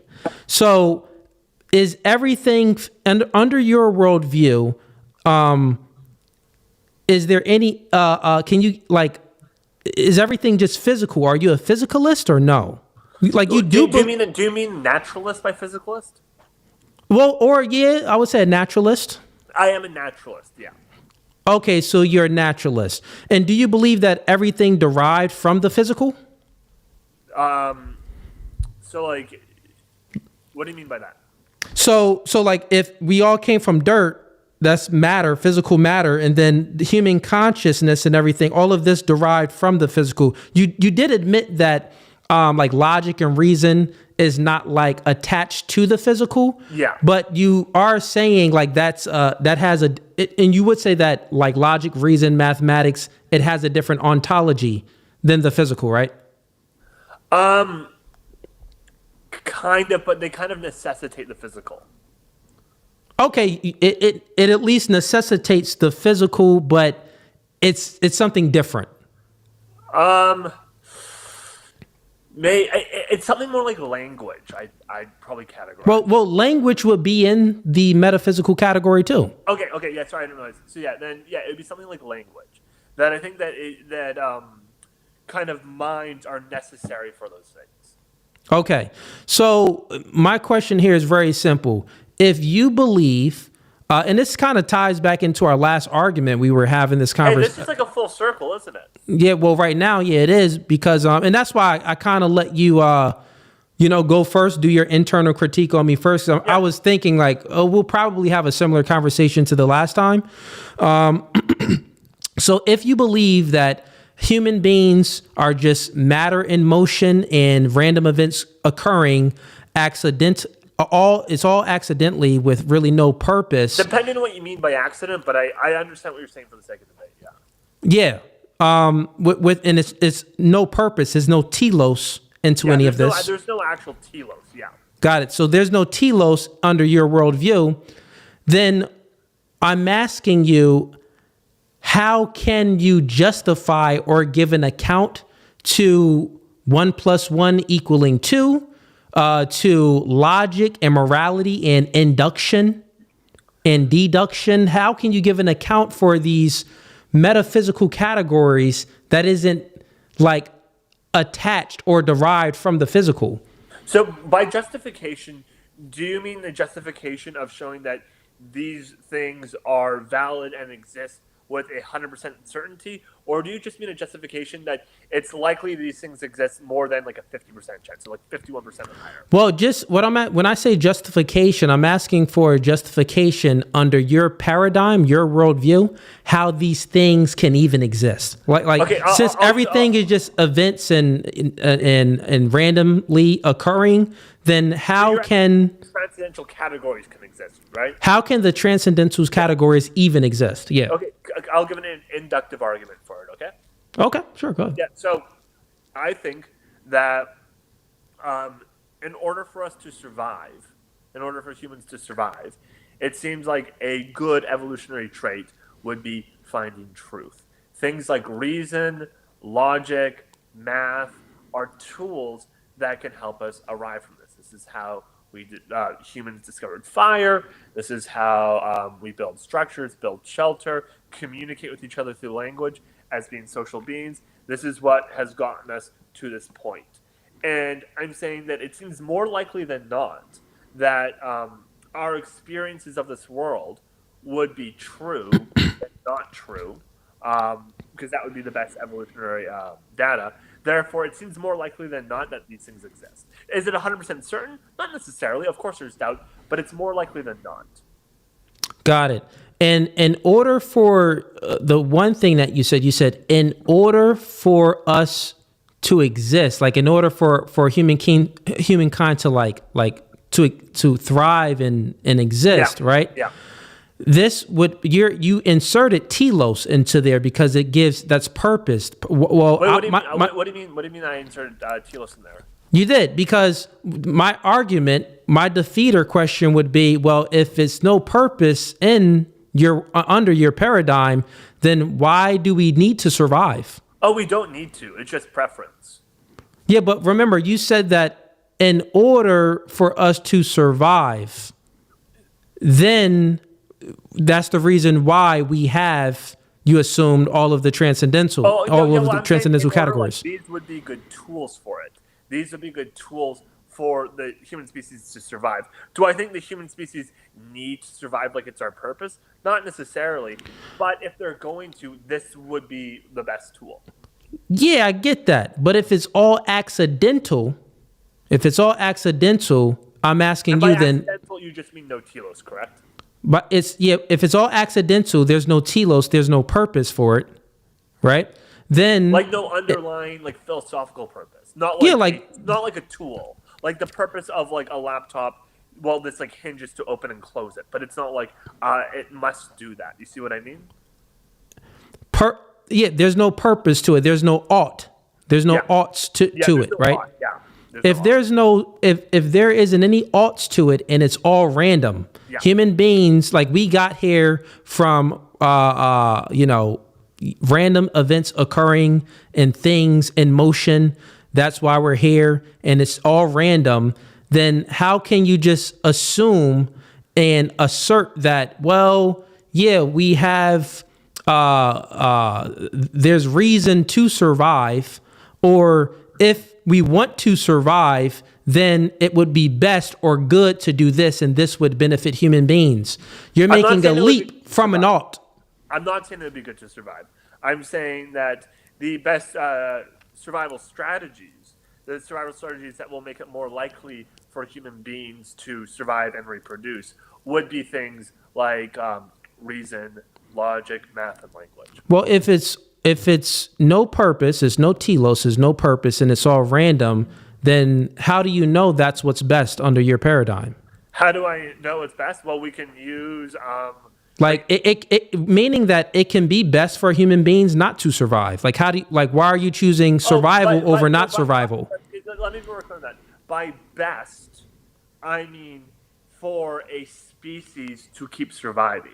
That's what I mean by the word best. I don't mean like it's good that they survive. Like, hey, they should survive. Like, why don't they just all die? Like, I don't think that's that's not a bad thing. Like, that's good or bad. Like, it's like, okay, like that's fine. But the best tool for human beings, the tool that will be most effective of having human beings continue their existence, would be things like reason, knowledge, logic, math, language. Yeah, I know you're assuming these things. That's what's going to be best for human being survival. But under your paradigm, if everything has no purpose, no meaning, and there's no direction, there's no definitive direction towards anything because it's random, then how can you just assert that, well, this would be best for survival? That's my how do you make that leap? You're making a leap. How do I know these are good tools to make the species survive? No, not even like just the fact that you're saying survive. Yeah. If it's all random and there's no purpose, why not survive? Why survive? The fact that you're choosing the word survive, why not choose the word not survive? Well, because survive represents a thing of the universe, right? Survive means not to die. Okay, well, if survive and means... I thought you were asking me why humans have... Okay. Knowledge. If survive means not to die, is this telos in there? Is that purpose or no? No, there's no purpose in that. That's okay. what the word means. So then, it's just what the word means, right? Yeah. And that's the thing. You're still using words and speaking sentences right now, and I shouldn't even allow you to do this. You shouldn't even allow me to speak coolly. Because you still can't give an account for how you can speak and create sentences and understand me tonight. Yeah, but one, you're trying to give an account for it, but you haven't, and you're failing, very, very badly. You know this. You're too smart for me. Hey, listen, man. I'm, I ain't the smartest cookie out there, but I would say tonight I am cooking, right? Hey, cooking coolly, as they say. So, all right. Yeah. Do you? Like, okay. Here's my question. Yeah, I'm here for it. If it's all random events occurring, random, no purpose, you're asserting that we have knowledge, but you still say that, I'll grant it and say, okay, you asserted that we have knowledge. But then, even though we have knowledge, you did admit that there's no purpose to knowledge. What do you mean by purpose to knowledge? Is there any telos? Is there any telos? No. I'm saying knowledge can be a tool, but it's not a purpose. Okay, so if you assert knowledge without telos, that isn't knowledge, that's confusion. Well, knowledge just reflects what is true of reality. And you can be confused on how you interpret reality. So what I'm saying, we can be wrong. That's for sure. Yeah. Okay, well that's what I'm saying. So, but that's why I said originally my argument is inductive. It's more likely than not. I'm not saying it's for certain. Of course, I could be wrong. I'm saying it's more likely than not. I know that you're giving an inductive argument. I'm just saying that even if I allow you to assert your knowledge with no telos, it's not exactly knowledge. That would be like, if you have knowledge and there's no telos, that would reduce down to confusion. That's not actually I don't know how that follows. Okay, I can demonstrate it. I can ask you a question to demonstrate it. Okay, because I would define knowledge as a justified true belief.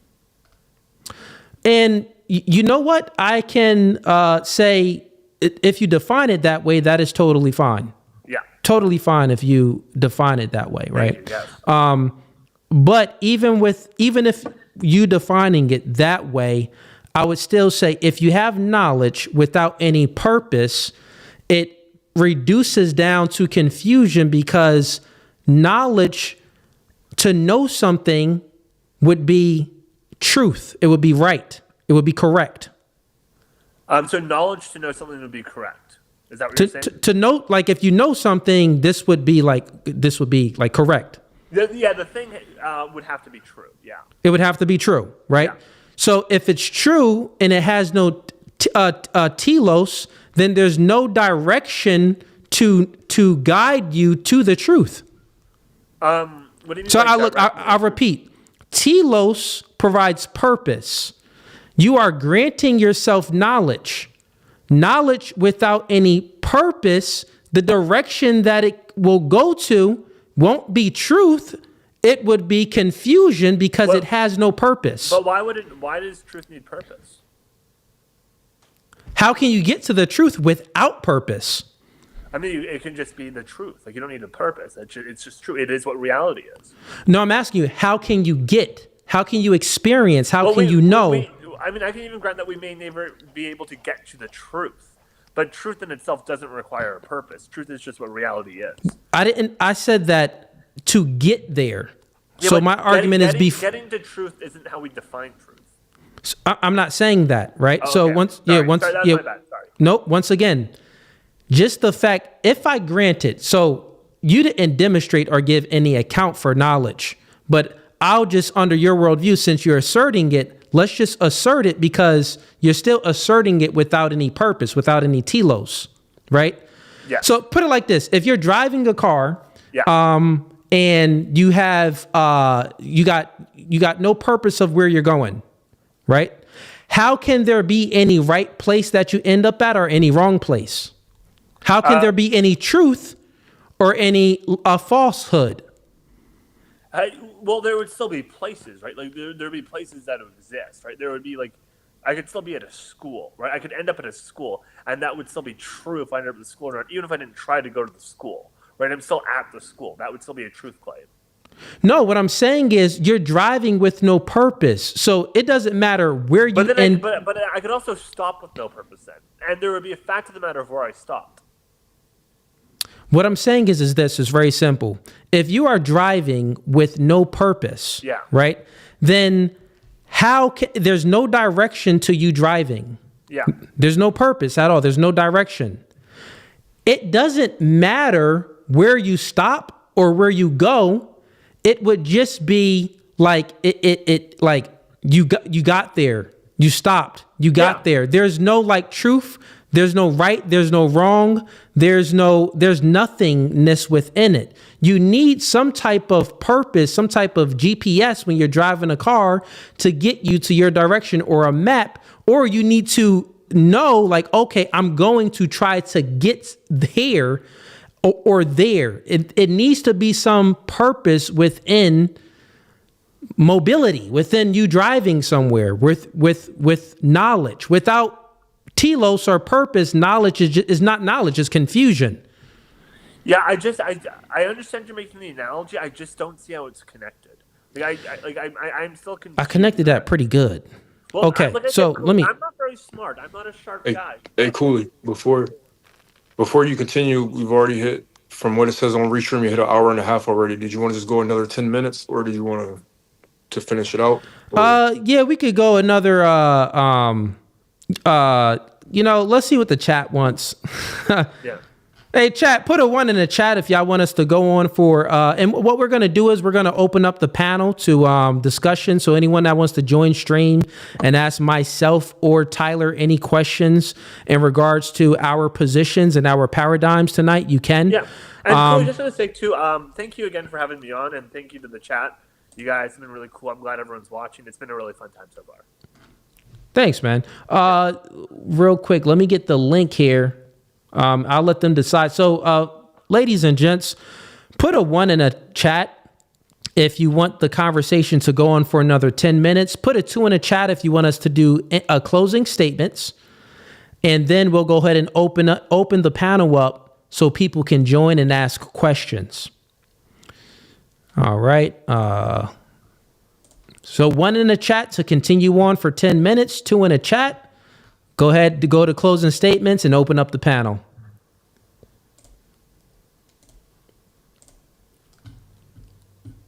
And Tim, you can let me know what they're saying in there. Or I get the link. So far, you got one from Facebook. Another one from Facebook. Only one. Some people are saying 2s in YouTube. I only see 2 1s, and the rest are 2s in YouTube. Okay, so it looks like more 2s. Yeah, there's more from 2s. Okay, cool. All right, cool. Let's give the people what they want. So we're going to go ahead and do closing statements. All right. And let me go ahead and put the link in the description so people can come up. Give me 1 second here. What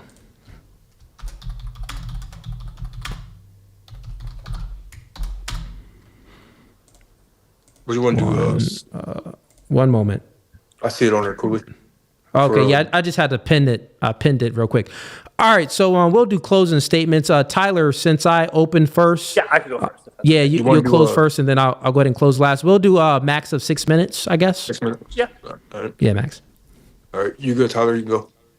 Okay, so I think, how this conversation went, I think that at first the conversation was trying to be framed as a meta conversation where Cooley would give his paradigm and I would give my own paradigm, and we would try to justify our worldviews under this and how we could come to the understanding of things like, logic, morality, language. But I want us to remind that the debate was if God exists or not.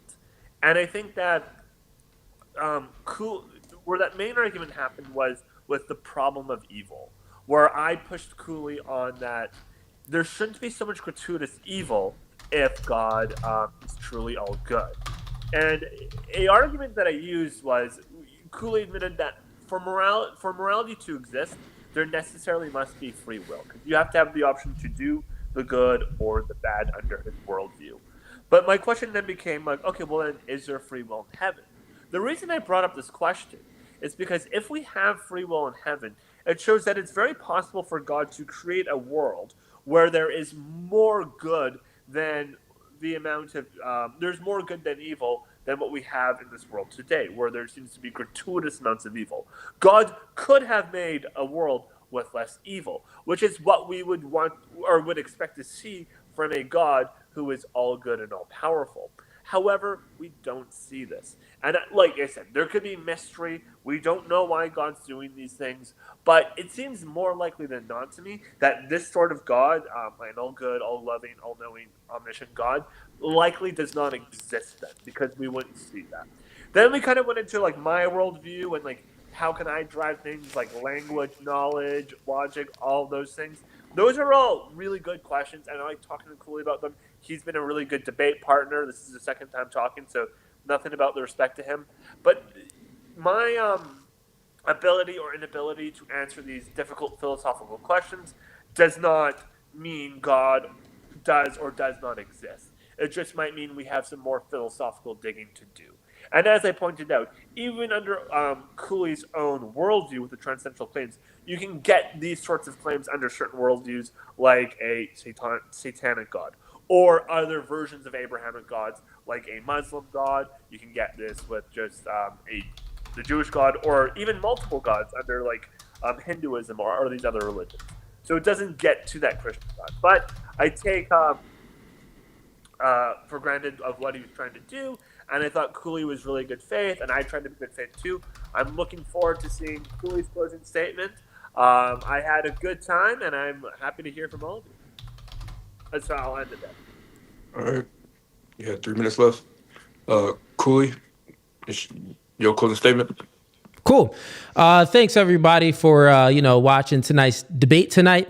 It was a good spirited debate. Shout outs to Tyler for joining for the second time on this snowy day. It's been a snowstorm, and many of us have our experience with snowstorms right now. I think I got about 12 inches over where I'm at outside of Philadelphia.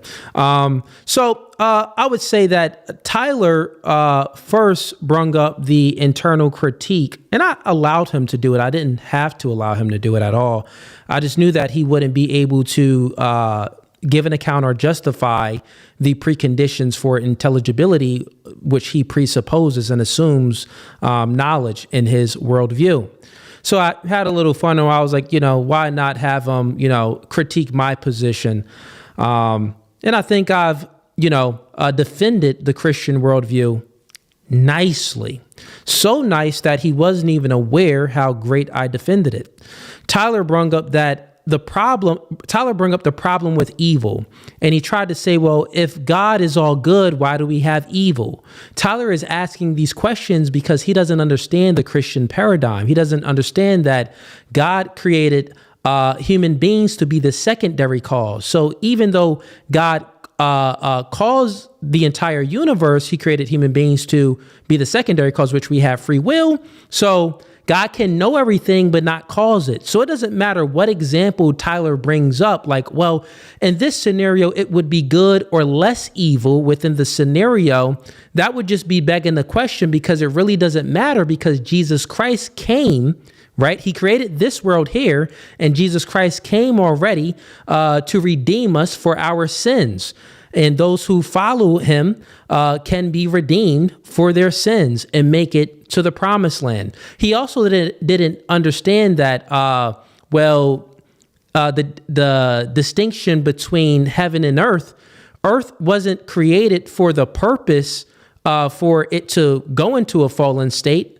That wasn't God's causing, that was human beings causing. So all of the evil and atrocities that we're seeing and experiencing in this world is human beings' fault, not God's fault. God is all good and God is all knowing. Now, he also brought up an example of a satanic God, right? So he said that, well, I can just make up a satanic God, and I can ground all of these transcendental categories in a satanic God. Well, satanic God would be in opposition of Jesus Christ, of actual God. So I wouldn't assume that the satanic God would be good. So therefore, there would be confusion, there would be manipulation, and there wouldn't be any access to knowledge at all, right? So he wouldn't even be able to grant that. Then not only that, he never said that this satanic God would be a triune God. God the Father, the Son, and the Holy Spirit. This is why we have the ability to have logic and reason and these other preconditions for intelligibility. So he never even explained that. He gave no account for intelligibility, even within his satanic world, which I'm saying that the argument is very simple. If you can't give an account for intelligibility, then you can't even disprove God. You're not intelligible enough to disprove God. Make sense? Not only that, if he was speaking this entire time, making sentences and giving arguments and asking questions, and I'll let it go on, but he never gave an account for how he can predicate, how he can use logic and reason and induction and deduction. He's just using these things, granting it to himself. This is why it was the end of the debate when it first started. If anyone just rewinds the tape back and listens to my opening statement refuted them. And I predicted that he wouldn't be able to give an account for these, for the preconditions of intelligibility. So therefore, W to me. But thanks, Tyler. Thanks for coming out, man. It was good. You like how I just give myself the victory, right? Hey, I thank you for having me on, buddy. It was a good time.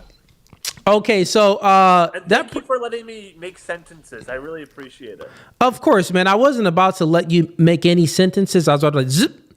I was gonna say only make sentences if you're gonna give an account for making sentences. Yeah, but if I started going off, you would have zipped me up. But I appreciate it. I had a good time talking to you. Yeah, good convo, man.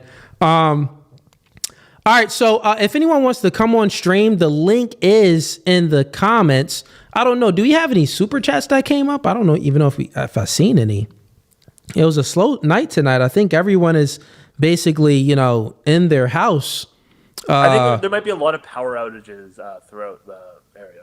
Yeah, I think so too. Maybe it's a lot of power outages because we're currently right now we don't even have a lot of people on stream, which is Tim would tell you this is this is totally not normal. So something's going on here. I mean, we had a few people. We had a few people arguing in the chat a little bit, but most of them don't want to come up. I can see they want to. Got it. Even the people that's arguing in the chat, if you want to come up, come on up. We got Patrick Johnson. He's back here. I'll bring him up. Just for anybody that's watching on Facebook, come to YouTube and hit the link on YouTube to join it. Yeah, I see people on Facebook saying like in the comments. Please, trying to come in. Oh, okay, they're trying to come in. All right, Patrick Johnson, give me 1 second. I'll put the link in Facebook to join the stream. 1 moment. But everybody that's on Facebook, if you come on over to YouTube, you can come come on over to YouTube and click the link that's pinned in the YouTube comments. Then you'll be able to come on up. But I'm going to go ahead and put the link in the Facebook comments right now. Give me 1 second. But yeah, it was a good debate though. It wasn't that bad. Link to join stream. All right, everybody on Facebook, I just went ahead and put the link to join the stream. All right, Patrick Johnson, I'll let you go ahead and ask your question. You get one question for either myself or Tyler. Go ahead. No audio. I think you're muted. Still no audio from you, Patrick.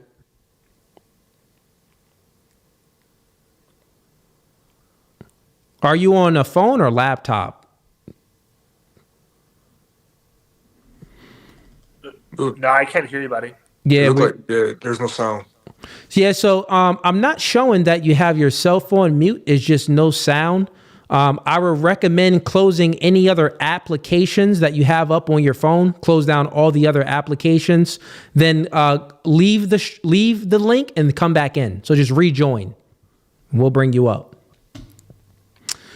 We got King. I see you just came back here. King, if you can turn on your camera, we'll allow you up. King.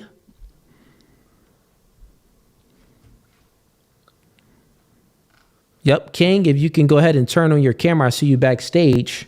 We'll allow you up. Just turn on your camera. All right, 1 second here.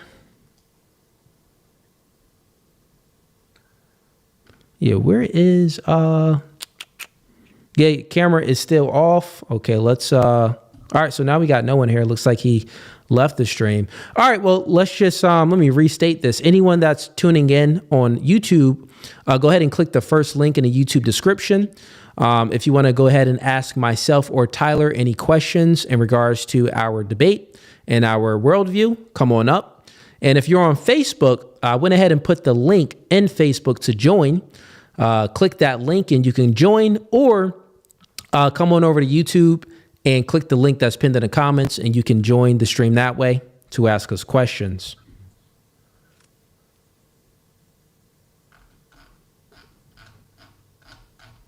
All right, let's see what the chat is saying right now. Yeah, I'm seeing a lot of, I guess somebody trying to get Scam Chan to come in and debate. Oh, okay.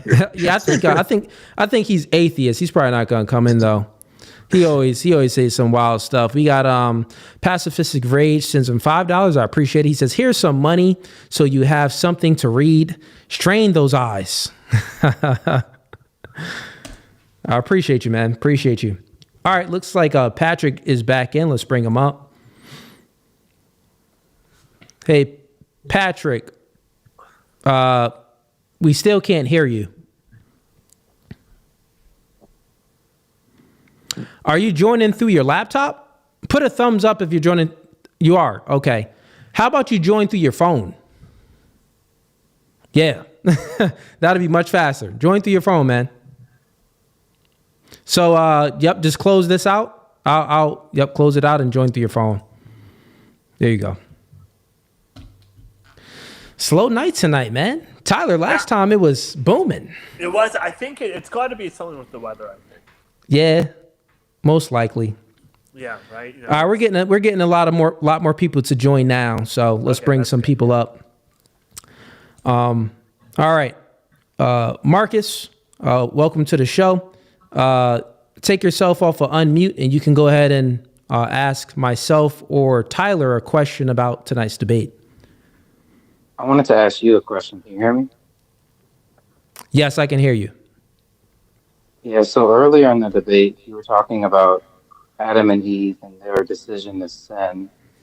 And I was wondering why you guys didn't touch on Satan tempting her. Had he not tempted her, do you think men would have fallen? Oh, well, I'm not the atheist. Are you asking Tyler the question, or is that a question for myself? No, that's a question for you, because you said okay. To sin, and it seems like they wouldn't have decided that had Eve never been tempted.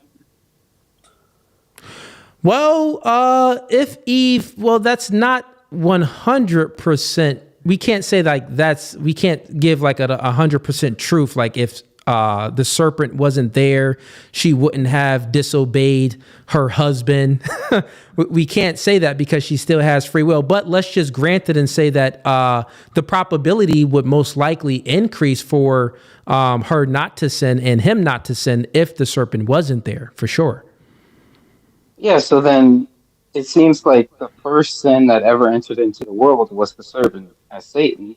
And it seems like God's responsibility would be to control his own subordinates, right? Why was Satan allowed to come and tempt Eve? Oh, free will. The angels had free will. Okay, so if angels had free will then, do they still have free will now? Yes. So an angel can just come down whenever they want with all the knowledge and power they have and mess human civilization up like they did in the beginning. Yeah, they did that in the beginning. So what's stopping them from doing it now? They choose to obey God. Have But you they could at ever? any Let me moment ask you. choose not Let me to. ask you a question. Have you ever you ever had any vices in your past, like smoking or drinking Yes, or anything that you quit? What? Sweets, candy. Candy, Sugar. right? Like you sugar. Now you've had vices on eating sweets and things like that. And have you ever overcame your vices? Yeah, I've gone Okay. on I'm like losing. that. Yeah, you went on like a diet and you would say that you make a choice every day to be disciplined to not eat those sweets, right? Yeah. Yeah, it's a choice that you make every day, and that choice is given to you, is granted to you by God because God gave you free will. So even on earth, and it's just like in heaven, the angels, they have free will to obey God or disobey God. So they are choosing to be disciplined and to obey God every moment. This is why we haven't had any more angels fall. Does this mean that, tomorrow an angel can just fall? Yeah, an angel can come to earth and do some wickedness. Same with you. Tomorrow you can just choose, like, you know what? I'm going to eat a tasty cake. Forget this. I'm going to go back to eating them snacks. So it's just a choice, man. So, yeah. But it seems like an imperfect system. Like if you had a child and they were a baby, they didn't know good from evil, they didn't know Yeah. right from wrong. And another creation of your own, let's say an older sibling came and tricked your newborn into doing something that they weren't supposed to do, that you explicitly told them not to do. Who would you blame for that? Yourself for not controlling the older sibling, or the ignorant younger child? Well, is the child of a certain age where they can understand, can they understand the words that you're saying and understand right from wrong? Like how young are we saying? Well, Like the we're talking about a analogy is 1-year-old that Adam is and no. Eve, they didn't know A 1-year-old you can't trick to do anything. They're not gonna be able to understand or interpret what you're saying. Well, if he told a 1-year-old not to touch the stove because it's hot, and an older person came and said, "Hey, the stove isn't always hot. You can touch it here. You can touch Yeah. it at this time and this time." And then they touch the stove at the wrong time. Whose fault is it that they're touching the stove? Yeah, so once again, a child at that age doesn't have the ability. That's why I'm asking you for an age. A 1-year-old doesn't truly understand language, one, and they don't have a clear understanding of right and wrong. They just have an understanding at that age, like, okay, say this. They can maybe repeat what you say and repeat what you do. They're not fully they're not a mature adult yet. You get what I'm saying? So you would have to make a comparison to, maybe a mature adult, I think my analogy is solid because or according maybe to the Bible, even like Adam and Eve a didn't have 10-year-old knowledge or of good and something. evil. Adam and Eve didn't have knowledge of good and evil, right? Totally. Well, they didn't have knowledge of good and evil as we know good and evil now. So it's different. So no, they didn't have Good and evil knowledge is of different good now and than it was then. Well, they didn't have knowledge. The reason why we have knowledge of good and evil now, well, one, we're born in a world of good, actual good and evil. You get what I'm saying? So it's much different for us now on how their experience would be in a world with no evil at all. Yeah, If it's just all good, listen, if it's just all good, then you don't even have the knowledge of good. And then you wouldn't have the knowledge of the opposite of evil if it's all good. Because remember, in scripture, it says that God, each day he created new things. And after everything he created, God says that, and it was good. So it was never bad. It was good. But Adam and Eve had the choice to obey or disobey God's order. Yeah, but And don't you think I'll leave you with one more question, because we got a lot of people up here now. We got Shelby, and then we also got Patrick. You're up next as well. But go ahead, one more question. Okay, last question. I think that even though you're saying that angels and humans had the free will, I think that angels were in a position where it was God's responsibility to, I think, quarantine them from his new creation. And I think he failed to do that. So I would say it's his fault. Well, who are you to say what God's responsibility is? If are you atheist? Yeah. Okay, you're an atheist. So I'll ask the same question that I asked to Tyler to you. How can you justify and give an account for making sentences? You're speaking to me right now. Don't speak to me if you can't give an account for speaking. What do you What's mean your account? Give me an account for speaking. If you don't believe in God. When you say account for speaking, what do you mean? Justify how you can speak right now and how you can understand me speaking. Like justify how I understand language, like how I understand English? Justify how you understand language, justify how you understand logic and reason. You've been using logic this entire time by making sentences. Justify predication, justify induction, justify the self. How do you know that you are you? So you want me to justify how I'm using logic or why logic exists, or Not how you're using it. I want you to, I know that you're using it, and you know that you're using it. I want you to justify how you know that you are using it. how I know that I'm using logic? How do you know that you are using it? And how do you know that logic and knowledge even exist? I'm not sure I understand. Do you think is God before logic? Like, does logic exist outside of your God, or is How God are you subject to asking? logic? How are you asking me a question instead of answering my question? I don't understand enough about. I don't how, want you to say. I don't want you to use any other sentences unless you're giving an account for intelligibility. Unless you can how give come an someone account for given an using account, you sentences. don't know what an acceptable answer for what you're trying to ask. I don't even know if I understand what you're asking me. Well, listen, man. That's why I got to get to someone else. But Marcus, I appreciate you for coming up, man. Hey, thanks for coming on, Marcus. Nice to Yeah. meet you. Thanks for, and yeah, Marcus, I do appreciate it. Even though we may disagree, I thank you for coming up. All right. See ya. Peace. All right, let's get some more people up here. Let's bring up, we got Patrick, he's back in here, and then we got Shelby, and then someone else, Hey, Cooley, Jetus. What's up? I can go back to being in the chat if you wanted to bring more people up, unless you're doing one at a time. Well, it's up to you if you want to go out or not, because right now I'm just bringing people up. Yeah, I can go back to keeping an eye on the chat though. That way. Okay, cool. Yeah, let's do that. Okay. Thanks, Tim. I appreciate you, man. Any last words, Tim? Oh no, respect to Tyler for coming up again and coming into debate with Cooley. Thank you for keeping it respectful with trying to talk points with each other rather than talking over everybody. Hopefully we can see you again sometime. Hey, I appreciate it. Thanks for helping me moderate the debate, man. I appreciate it. Oh, no problem. Thanks, Tim. Appreciate you, man. Oh, no problem, Cooley. All right, let's bring up this guy. All right, welcome to the show.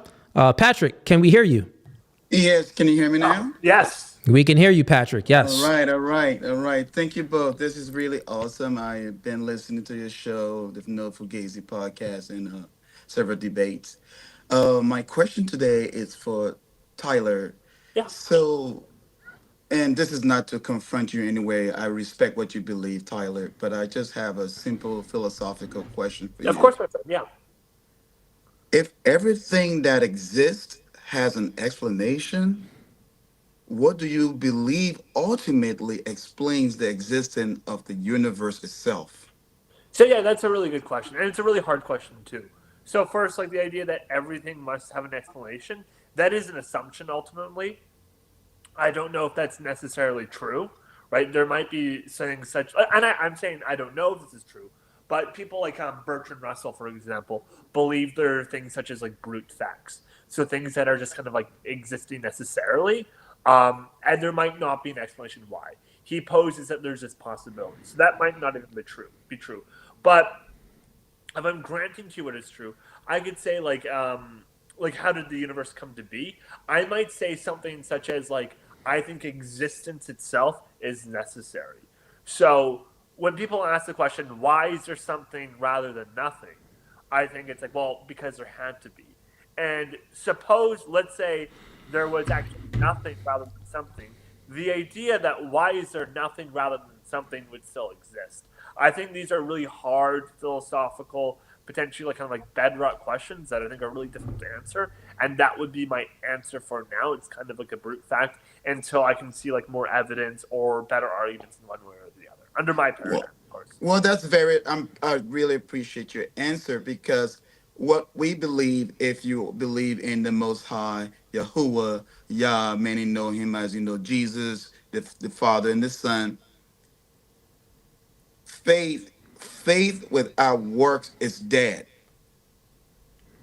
So if you have logic, logic takes you from here to the end of a bridge. If you have faith, you can do tremendous things, right? So you have to put yourself in a place where you have to have faith that there is something beyond logic. Yeah, no, yeah, I know. I see what you're saying, and that's like I think like that's a really good answer. That it reminds me a lot of. Do you know who Kierkegaard is? Who's that? The philosopher Soren Kierkegaard. That's a I've very heard of him. I've heard of him. yeah, Yes, that's a I've very heard of. Kierkegaard answer, right? So Yes. Kierkegaard said we have to take what people say the leap of faith, but what he called it was the qualitative leap. At a certain Yes. point, no matter Yes. what kind of worldview you take, you do have to take this leap at a certain point. And the Exactly. atheists themselves is not immune to this, that they must Right. take a leap. Um, Right. and if we're taking this leap of faith, Kierkegaard says the best thing to do is take that leap with love. And love comes from God, and he was talking about the Christian God in that. So I'm very like I understand that argument well, and I think it is quite powerful. Actually, I do think that if atheists are more honest, there are some things that we do have to take at faith in what they say, which I would call like a belief without reason for the most part. I do think like what the appropriate philosophical answer though would be that when you're approached with these questions that may require faith is to take a position of agnosticism to say, well, you know what, I'm not sure. I don't know what the answer to that. That's a good That's question. very That's good. That is yeah, very good, Tyler. And because we have other people on the line, yeah, let other people get to the questions here. I will say one thing to you, and I believe while listening to the podcast, you David had asked you if you had a girlfriend, and you say yes. And yes. I don't know how long you guys have been together. I believe maybe you have some sort of a likeness or love for her at this moment. Well, I love her with all my heart, my friend. Very good. That love that you have for her, did anyone have to give you logic for that love? Did anyone have to give me logic for that love? No, I don't know. You just loved her, right? Oh yeah, I love her. I have reasons why I love her, but I do love her. Good. Very good. I want you to take that same love and apply it to the Most High. Thank you, Tyler. Thank you so much for your question. I appreciate it, my friend. No problem. All right, Patrick. Thanks, man. Let's get the next caller up. What a nice guy. Yeah. We got Shelby. Welcome to No Fugazi podcast. You can go ahead and ask your question to myself or Tyler. So my question is really for both of you guys. Could good exist without evil, or is evil required to make good legible?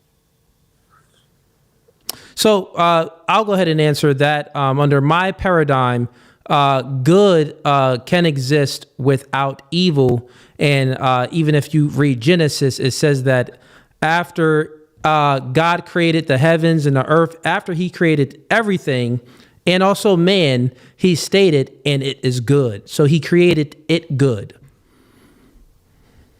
Okay. All All right. Okay. I can answer as well if that's okay. Yeah. Yeah. It was to you. Yep. Go ahead, Tyler. So yeah, I actually kind of agree with what we said. So like I think if good and evil exist, I think you certainly can have good without evil. And the way I describe this is kind of the analogy I like to use is like we can have fit people without like fat people, right? We have an idea of what the human body, what a healthy human body looks like, right? Like a certain body fat percentage, certain muscle mass, all these things. We know what that healthy body looks like.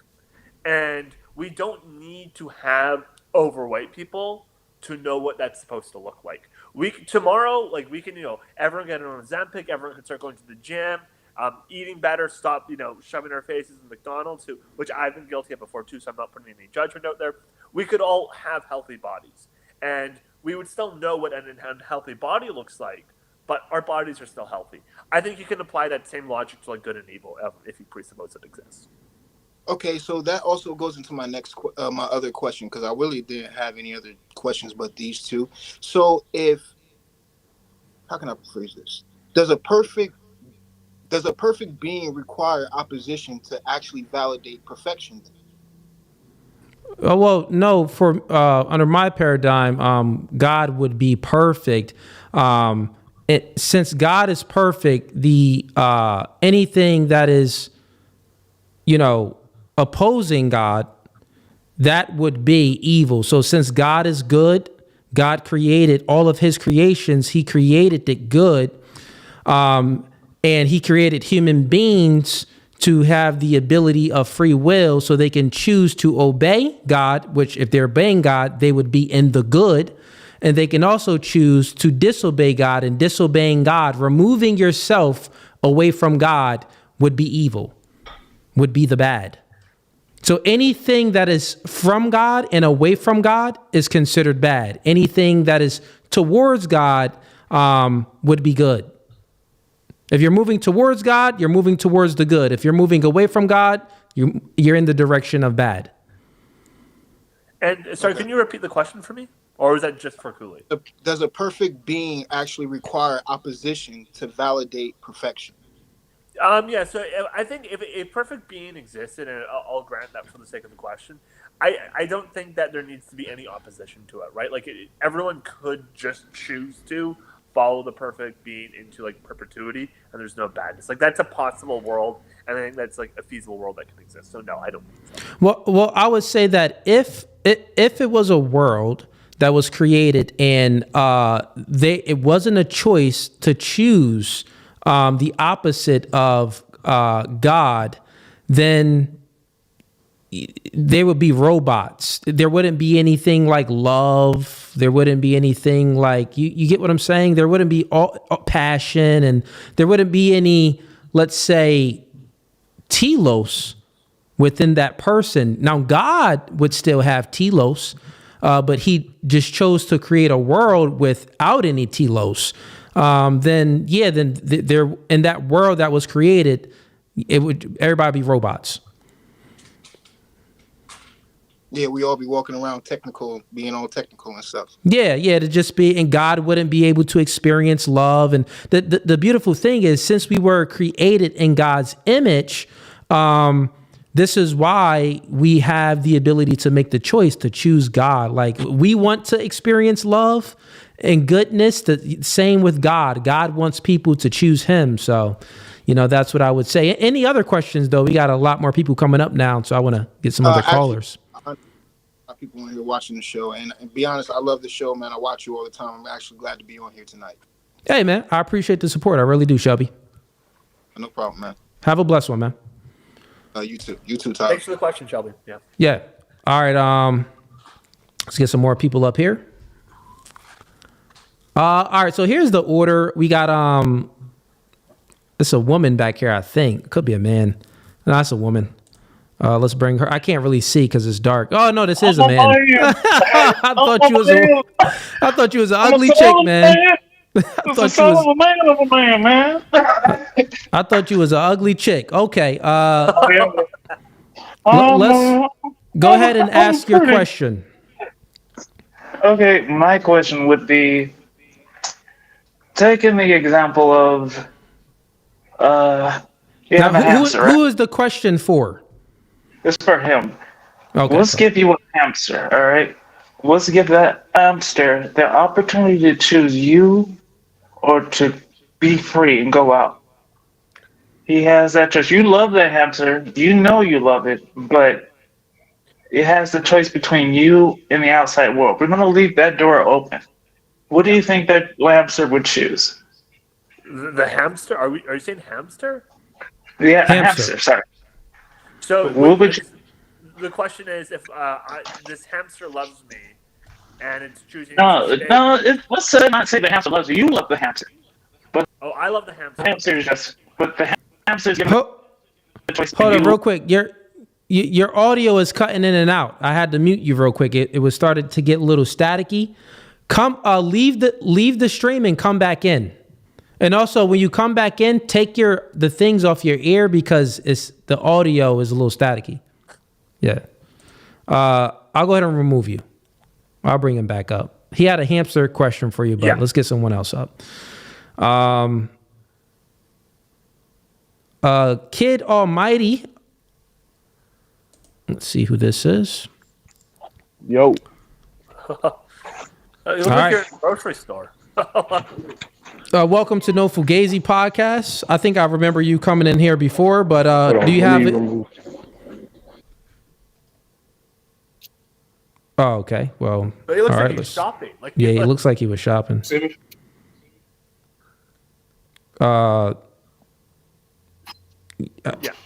We could see you now.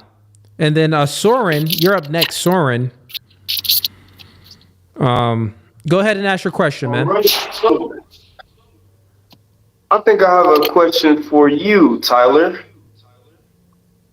And can you hear me? Okay.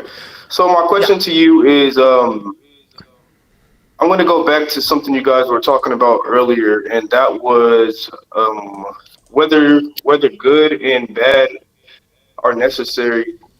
Like, basically, do they exist? Do they need each other to exist, or can you validate?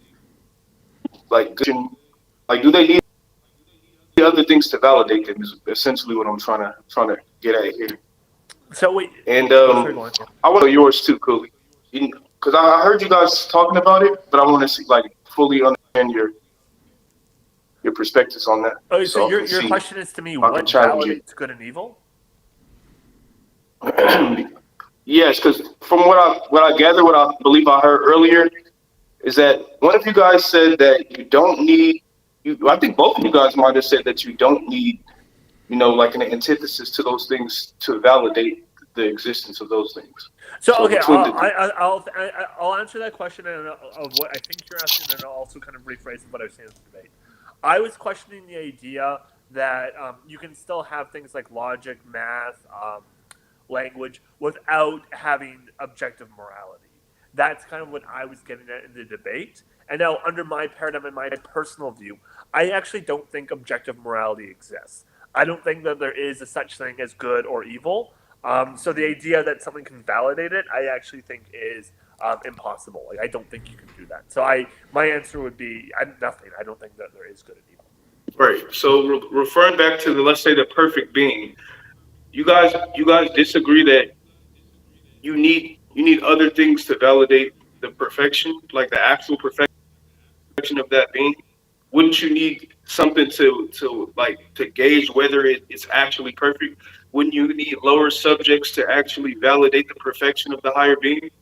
Oh, I don't think as we are to God. No, I mean, I think God could exist on its own and never created anything, would still be a perfect being. I don't know if so what would validate? Yeah, we would actually agree on that. yeah. Perfection then. Oh, sorry. Can you repeat the last part? We can use God. We can use good and evil. let's go back to good and evil. Okay.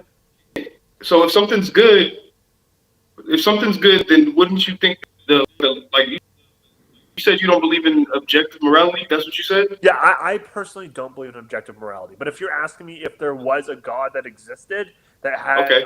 good and evil, I like do that you not said think- that. Sorry. Yeah, I like that you said that. All right. So nothing needs to be proven whether it's good or bad. Basically, I want to understand your worldview on this. So are you basically telling us that anything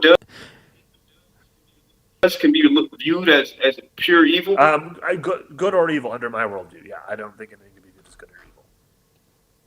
So if someone commits an act or something crazy like that, do you believe that there's some form of morality in that situation? No. Someone does something extreme. Since you love your girlfriend, Real quick, Kid Almighty, let me just mute you. Maybe you wasn't paying attention. Maybe you didn't get it. We did get into this debate a little bit here. He doesn't believe in good or evil. He doesn't believe that those things exist. So your question is not gonna pertain to him. You got to ask a different type of question. Let me get someone else up here, though. I do appreciate your questions, man. Well, cool. I'm glad we agreed on that one thing, though. Yeah, I know. Yeah, we did. It's because his question. That would just be the answer. Yeah, that would just be the answer. If it's the perfect being, if it's perfect, it's just actually it would make sense, even if we reduce it down to the human level. If I'm perfect, I don't need you. I don't need anyone. I'm perfect. You know, walking around. Yeah, I don't care about these peons. These peons isn't doing anything for my perfection. So that's just common sense. Perfect dog, right? If there's a perfect dog, there's not a lesser dog. Yeah. All right, let's get someone else up here. All right, welcome to No Fugazi Podcast. Go ahead. You can state your name and ask your question to myself or Tyler. No audio on your end. No audio.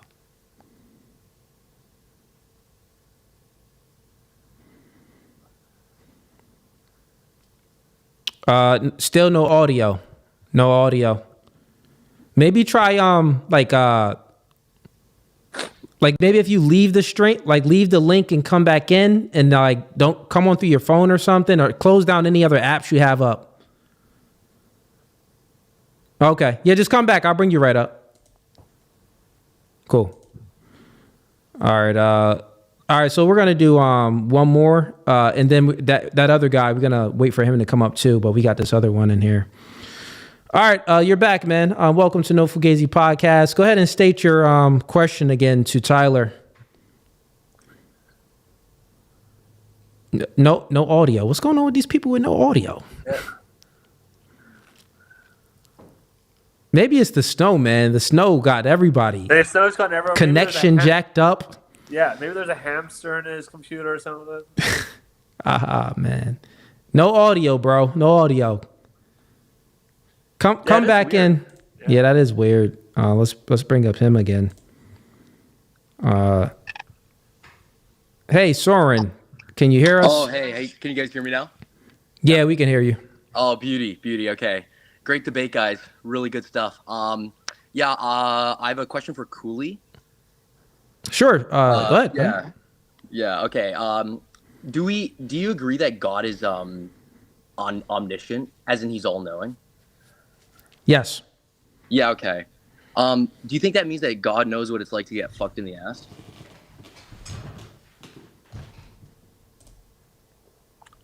See, we trolls. You gotta just get the trolls out of here. Gotta just get rid of trolls. Yeah. Just get rid of trolls. Yeah. Get rid of trolls.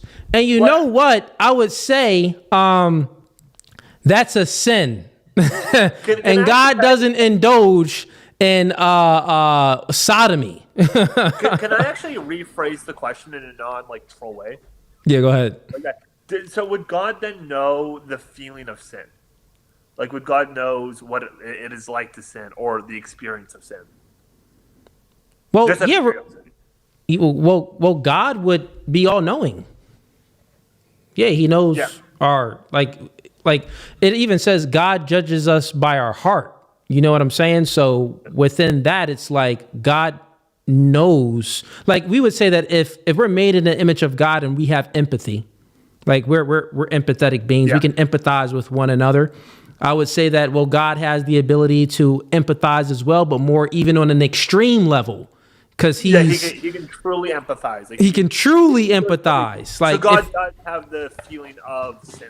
Then. well, sin necessarily isn't a feeling itself. Okay. Sin is an action. Like sin is the action of disobeying God. So sin is the action of disobeying God. And are there feelings that come with disobeying God? I mean, Well, yeah, you can feel all types of stuff. Like hate, right? Like the feeling of hate is sin, isn't it? I'm not sure actually. The feeling of hate is like that hatred? actually a sin? Yeah, I'm not sure. Actually. Well, hatred within, like having true hate within your heart. Yeah, that wouldn't be a good state of being that you should be in. Okay. But sin would also be an action. So like for an example, let's say someone that's gay, right? Yeah. They are attracted to the same sex. Being attracted to the same sex wouldn't be a sin, right? It's the act of sodomy. It's the act of actually going out there and sleeping with the same sex. Yeah. That would be the sin. So I would say that if you are gay and you are attracted to the same sex, but you choose not to, have sex with the same sex, you're disciplined. No, you're showing a lot of resistance and resilience and discipline, and you're sacrificing yourself to continue to obey and submit to God. So, yeah. Okay. Yeah. Cool. No. Yeah. I was just curious. Yep. Yeah. Soren, you got to ask a better question, man. Let's bring him back up. See if he has a better question. Yeah. Let's see if he's learned. Let's see. Yeah. You're you're a forgiving guy. You're a good Christian. Yeah, man. Forgiving. Soren, Yo, what's do you up, have guys? a better How's it question, going? Soren? What's up? Oh shit! I'm sorry. That was that No was cussing, on me. man. No cussing. I'm giving you one last chance. Okay. No cussing at all. Yeah. Sorry about that, guys. Yeah. I guess my question would be a certain okay. I'll rephrase my question in a little bit of a better way, right? A little bit of a better extreme way. I see troll written all over you, man. Come on, man. You got to do better than that. Dude. Okay. Listen. So I would say, when it comes to the belief in a higher power, right? Okay, David, I see you in here. David, you up next? Go ahead. Nice, yeah. Yeah, I would say, it's interesting to imagine a being, right, that would have omniscience, right, knowledge of everything, and yet still allows all these negative things to happen in our world, right? Such as, say, every single time a forest burns and hundreds of people lose their homes, animals die, right? All of these negative things that happen that don't seem to have anything to do with the sins that humans commit. It raises the question of whether or not, if that God is all-knowing, did it know about this and chose not to prevent it? Or did it instead not know about it and is therefore not as powerful as the Bible says it is? And I want to know your perspective on that. Yeah, I think Tyler asked this question already, and I answered this question in the beginning of the debate. But you have to understand that God created human beings to be the secondary cause. I'm going to mute you because I'm getting some feedback from you, but I'll take you off the mute whenever you want to speak. But when I'm speaking, I'll mute you. So God caused the universe, the planet. He caused it all. He created it all. But he created human beings to be special, to have the secondary cause, right? So human beings have free will. So the atrocities and the things that you're seeing in the world is because human beings chose to disobey God and not follow God's law. And that started with Adam and Eve. So Adam and Eve not obeying God and disobeying him, which is why the world is in a fallen state. And we see these even natural events like, hurricanes and all of these type of events that, kills people and things like that. We're seeing all of these atrocities with even in just the weather, these natural things happening because of the fallen state, because of man chose to disobey God. Okay. You're off of unmute. Go ahead. Yeah, I guess my follow-up to that would be, would then you agree with the statement that what's happening in the world around us is a punishment for what our ancestors have done in the past? So it is a punishment. So it's not necessarily a punishment. It's the cause of our ancestors not obeying God. The first two ancestors, Adam and Eve, disobeying God. So that's the cause of it. And what we experience, you can consider it as a punishment, like, oh, I'm being punished. Like, everyone suffers. Everyone been through some hardships in their life.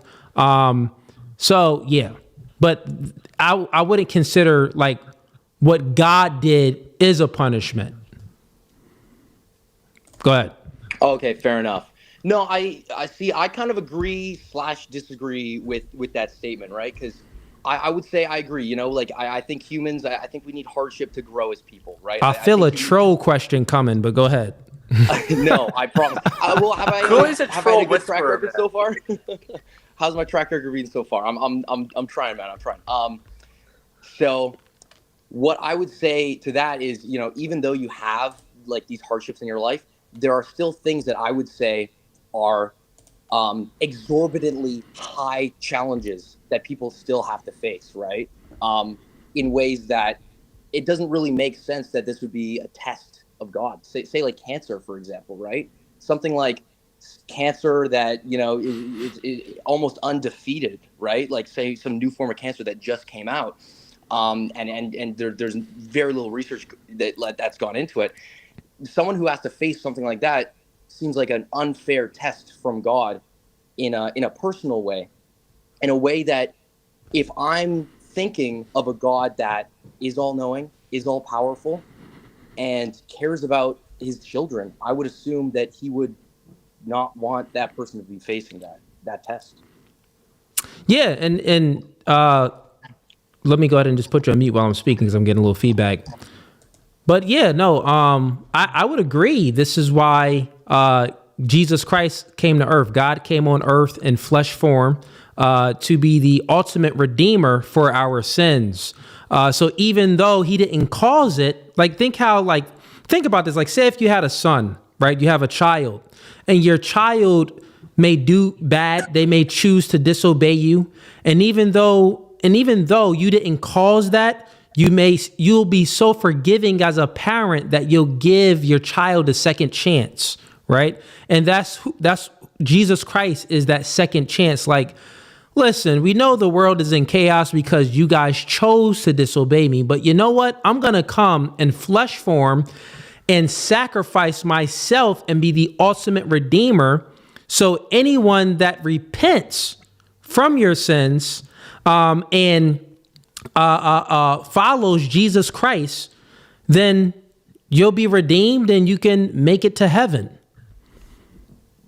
And you don't have to suffer. But once again, that would still be your choice, because I do believe that even in heaven, we have free will. We have the ability to, disobey God or obey God. I'm sorry. Let me unmute you. Go ahead. Oh, okay. Yeah. Yeah, and that's fair. As in the belief that this plane of existence that we have is only a trial, if anything, to see whether or not you're worthy of heaven. Would that be a good way of summarizing the biblical belief? You said a trial? As in this is like the point of your existence where it's decided which area of the metaphysical that you'd end up in. No, it wouldn't be a trial. Like God is like wouldn't test us. Test is like something like, like circus play, like a test. No, God isn't testing us. Like, oh well, yeah, let's see who can pass the test to make it to heaven, and if you don't pass the test, you make it to hell. Like God isn't like it isn't a circus, and God is like having fun. You get what I'm saying? That's like a malevolent way. Yeah. That's like a malevolent way of looking at things. The truth is that God created all of existence to be good, and he's so loving that he created human beings to have free will, which therefore God is all loving. He also wants to experience love in return. So the only way that he can experience the love back is if we have the ability to obey him or disobey him. Right? And the people that obey him, he experiences love. But the people that disobey him, they experience damnation. Right? But not only that, it's like, even though you disobeyed me, I'll come and I'll forgive all of your sins and be the ultimate sacrifice. So yeah, man. Let me go ahead and if that wraps up your questions, let me go ahead and get to another caller, Soren. But I appreciate you, man. 100%. Yeah. He redeemed himself. Yeah, he did redeem himself. But look at that. Also, I gave him a second chance, right? Yeah. Yeah, so shouts out to Soren. What's going on, David? Go ahead and ask your question to myself or Tyler. Hey, how's it going? Sorry, I know it's a little dark. I'm just on my way to a dinner here. But I did want to ask a quick question. It's more so like a personal anecdote, and I'm maybe looking for advice from both of you. I'm not too super educated on the conversation of God, but I've recently been seeing this girl, and she's she's been dipping her toes into the realm of Christianity, and she's claiming to me that she is a born again virgin. And to me, that doesn't really make sense. And I'm wondering if you two could maybe give me some more information, some advice, exactly whether or not that's actually a thing, whether or not God would approve of that. Can I just make sure I understand what you're asking? Are you basically are you concerned of pursuing things with this girl because you don't think she's actually a virgin, but she's just claiming she's a born again virgin, so she's trying? Well, I know she's not. She's had her fun, and that's okay with me. But the idea of that, God's perception of you can change just because of you converting doesn't really, it's not something that I necessarily agree with. So I was maybe Cooley will know more about this, so I'll let him take the first stab, and then I'll try to. Yeah, real quick, your audio is super loud. Super loud. Let me try to speak softly. No, it's just, someone said simp in the chat. So your question is... that hurts, honestly. Your question is, a girl said that she's a virgin, like a born again virgin, and you don't believe her? Well, I believe that that's what she's claiming. Okay. She's very open about her past, but I'm just wondering if I should still look at her with purity. Well, purity. Looking at someone with purity and they're not a virgin. That's something that would come after. That's something that would come after. But first, let's maybe see if I could see what you're speaking about real quick. Someone said, dude, go watch Fresh and Fit. You asking dating questions. But yeah, I could answer the question. I would say you have to look at other characteristics of the woman than just what she says.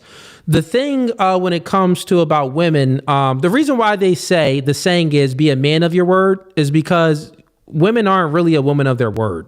So it's, we're not put on this planet to listen to women. That's not the purpose of why we're here. Right.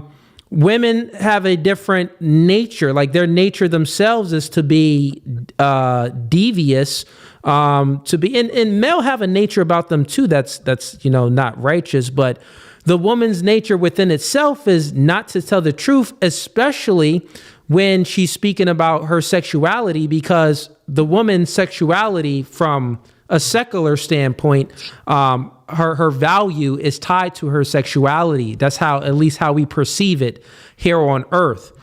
With that being the case, I would tell you to look at her actions instead of what she says. If she's behaving like she's pure and like she really loves you and she's into you and she's not going out to the club and hanging out with friends and doing all of these maybe negative, degenerate things, then look at her actions.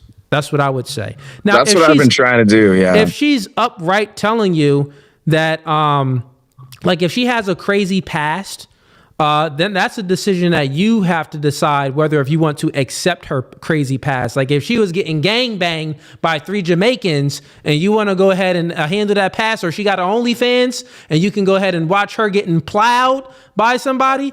Hey man, that's on you. If you want to go ahead and deal with that chick, you go ahead and deal with that. I won't speak with specifics to her past, but I know she would say that since she's now born again, that even if things like that did happen in the past, that it doesn't matter anymore. That's up to you to accept as a man. Yep. Okay. So that's up to you to, and what I would say that if you can accept the crazy past, then now start looking at her actions. If it's something you can accept, like, okay, you did this. All right, well, let me look at your actions and see if your past will come up again.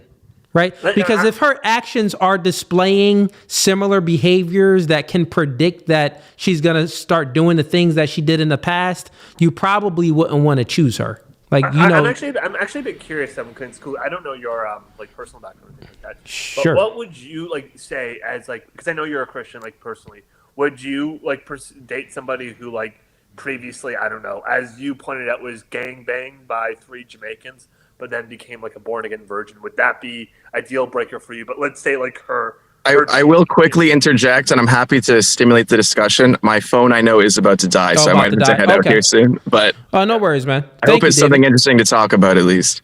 All right, David. Thank you, man. Go ahead, Tyler. You was getting to your question. I'm curious out of you personally.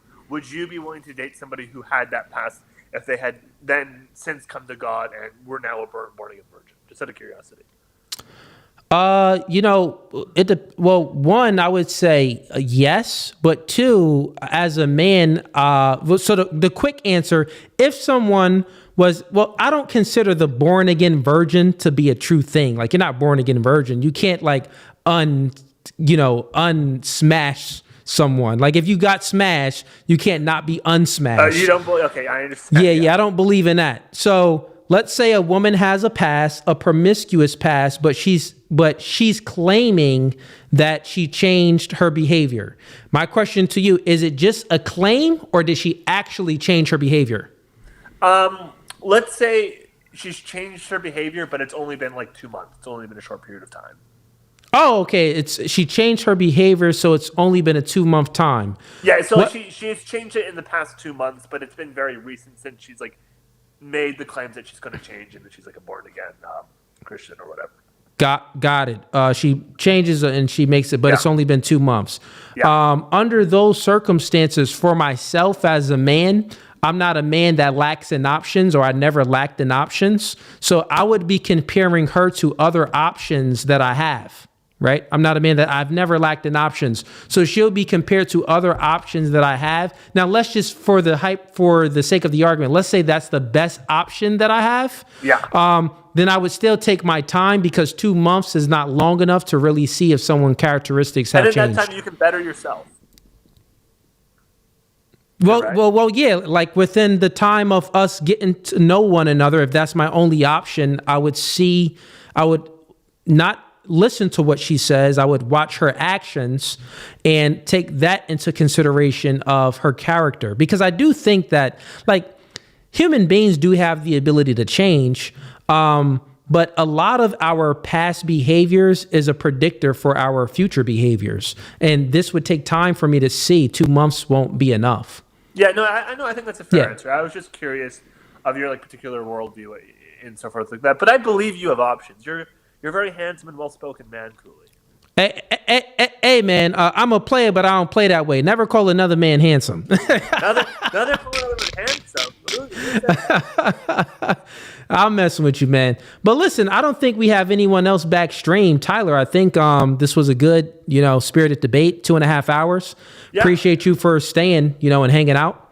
I had a really good time.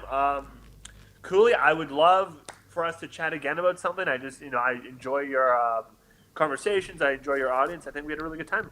Yeah, man, let's do it again. Shoot me a DM if you got another topic or something that you want to do. I would do something on the red pill and dating or something like that. Okay, you want to do something like that? All right, yeah, we could do something like that. If you're curious on that, just shoot me a DM. We'll go ahead and set it up, and we'll put it in the books. Yeah, well, I hope you have a fantastic night and stay warm out there. Appreciate you, man. Have a blessed one. Yeah. All right, chat, get the likes up. Let me see. Did we get any other chats that came in? I don't think so. Shouts out to Doreen Grims. Welcome to the gang. They became a member. No Fugazee. Welcome to the gang. Fugazee. I seen this one chat that came up. Let me go ahead and bring it up.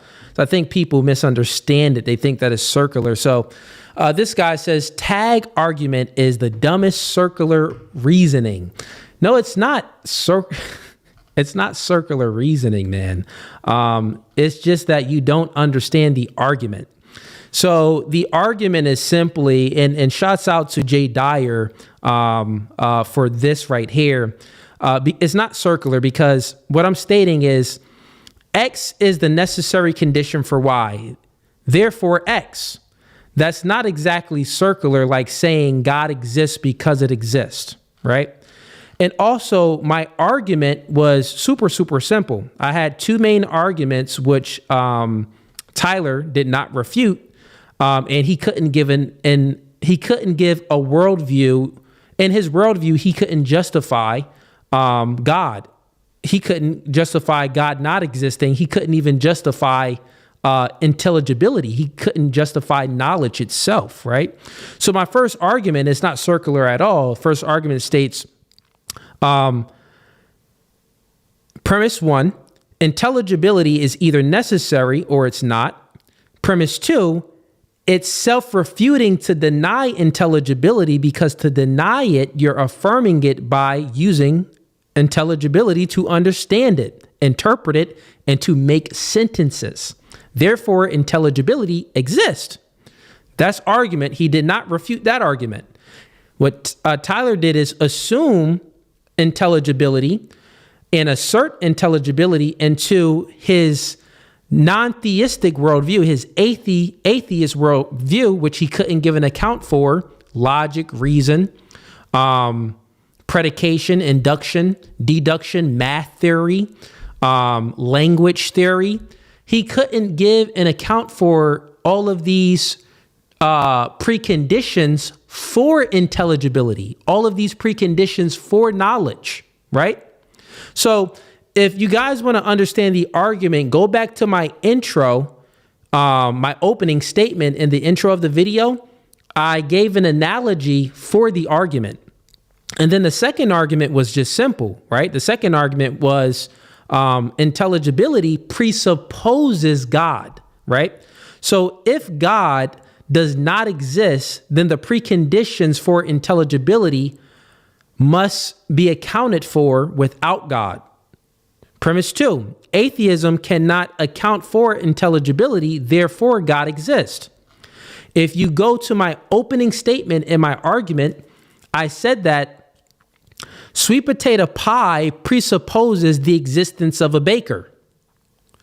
And the necessary conditions of sweet potato pie would be the ingredients for sweet potato pie. What are the necessary ingredients for intelligibility? Well, logic, reason, mathematics, language theory, induction, deduction. Some of you people just don't know what these words mean. You just got low IQ. That's the truth, right? Now, the thing is, Tyler, he has a bachelor's degree in philosophy. I don't claim to be all-knowing, and I don't have a bachelor's degree. I'm a debater. So when there's topics that I agree to debate, since I don't run from any debate, I just educate myself as much as I can on these topics, and that's what I did. So therefore, I know what these transcendental categories mean, and I know how to demonstrate my argument and prove my argument. So yeah, man, it's not circular at all. You guys just don't understand it. These are abstract concepts that you don't understand. All right. I think this was the one guy. He had a question. He was in here before, so I'll bring you up. Dre, turn on your camera. What's going on, man? State your name and your question for me. Tyler is going. We were about to wrap up, but if you have a question for me, we can get down to it. You got a question? No audio from you. Your audio is off. No audio. And Dre, do you have a question, Dre? I see you got no camera on. Okay, Dre just left. All right. I only brung you up because you was in here before, man. But all right, let's go ahead and wrap up. All right. Get the likes up before you go too.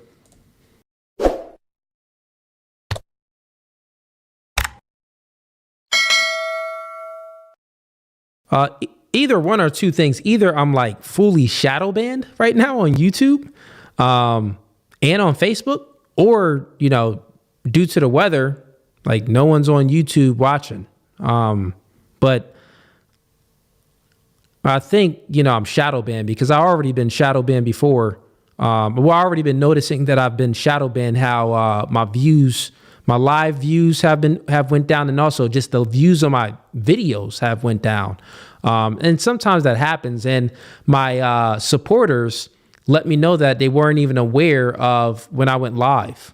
So that was another thing. So people been DMing me and let me know, like, yo, you went live, I didn't even know. And they're subscribers, they're members of the channel, and YouTube didn't even let them know that I went live. And they have the bell icon clicked. So this just happened all this month.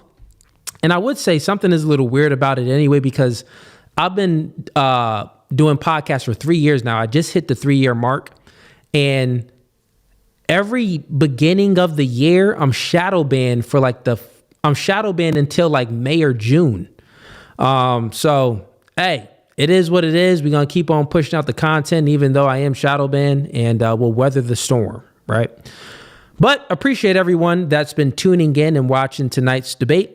The next open panel debate is going to be this Tuesday. We'll be doing open panel debate this Tuesday. I may even do a stream tomorrow, Monday, since we'll be snowed in anyway. So we'll see, but definitely open panel debate night on Tuesday. Without further ado, this podcast is No Fugazi. Appreciate all of you for tuning in. Hit the like button before you go. Peace.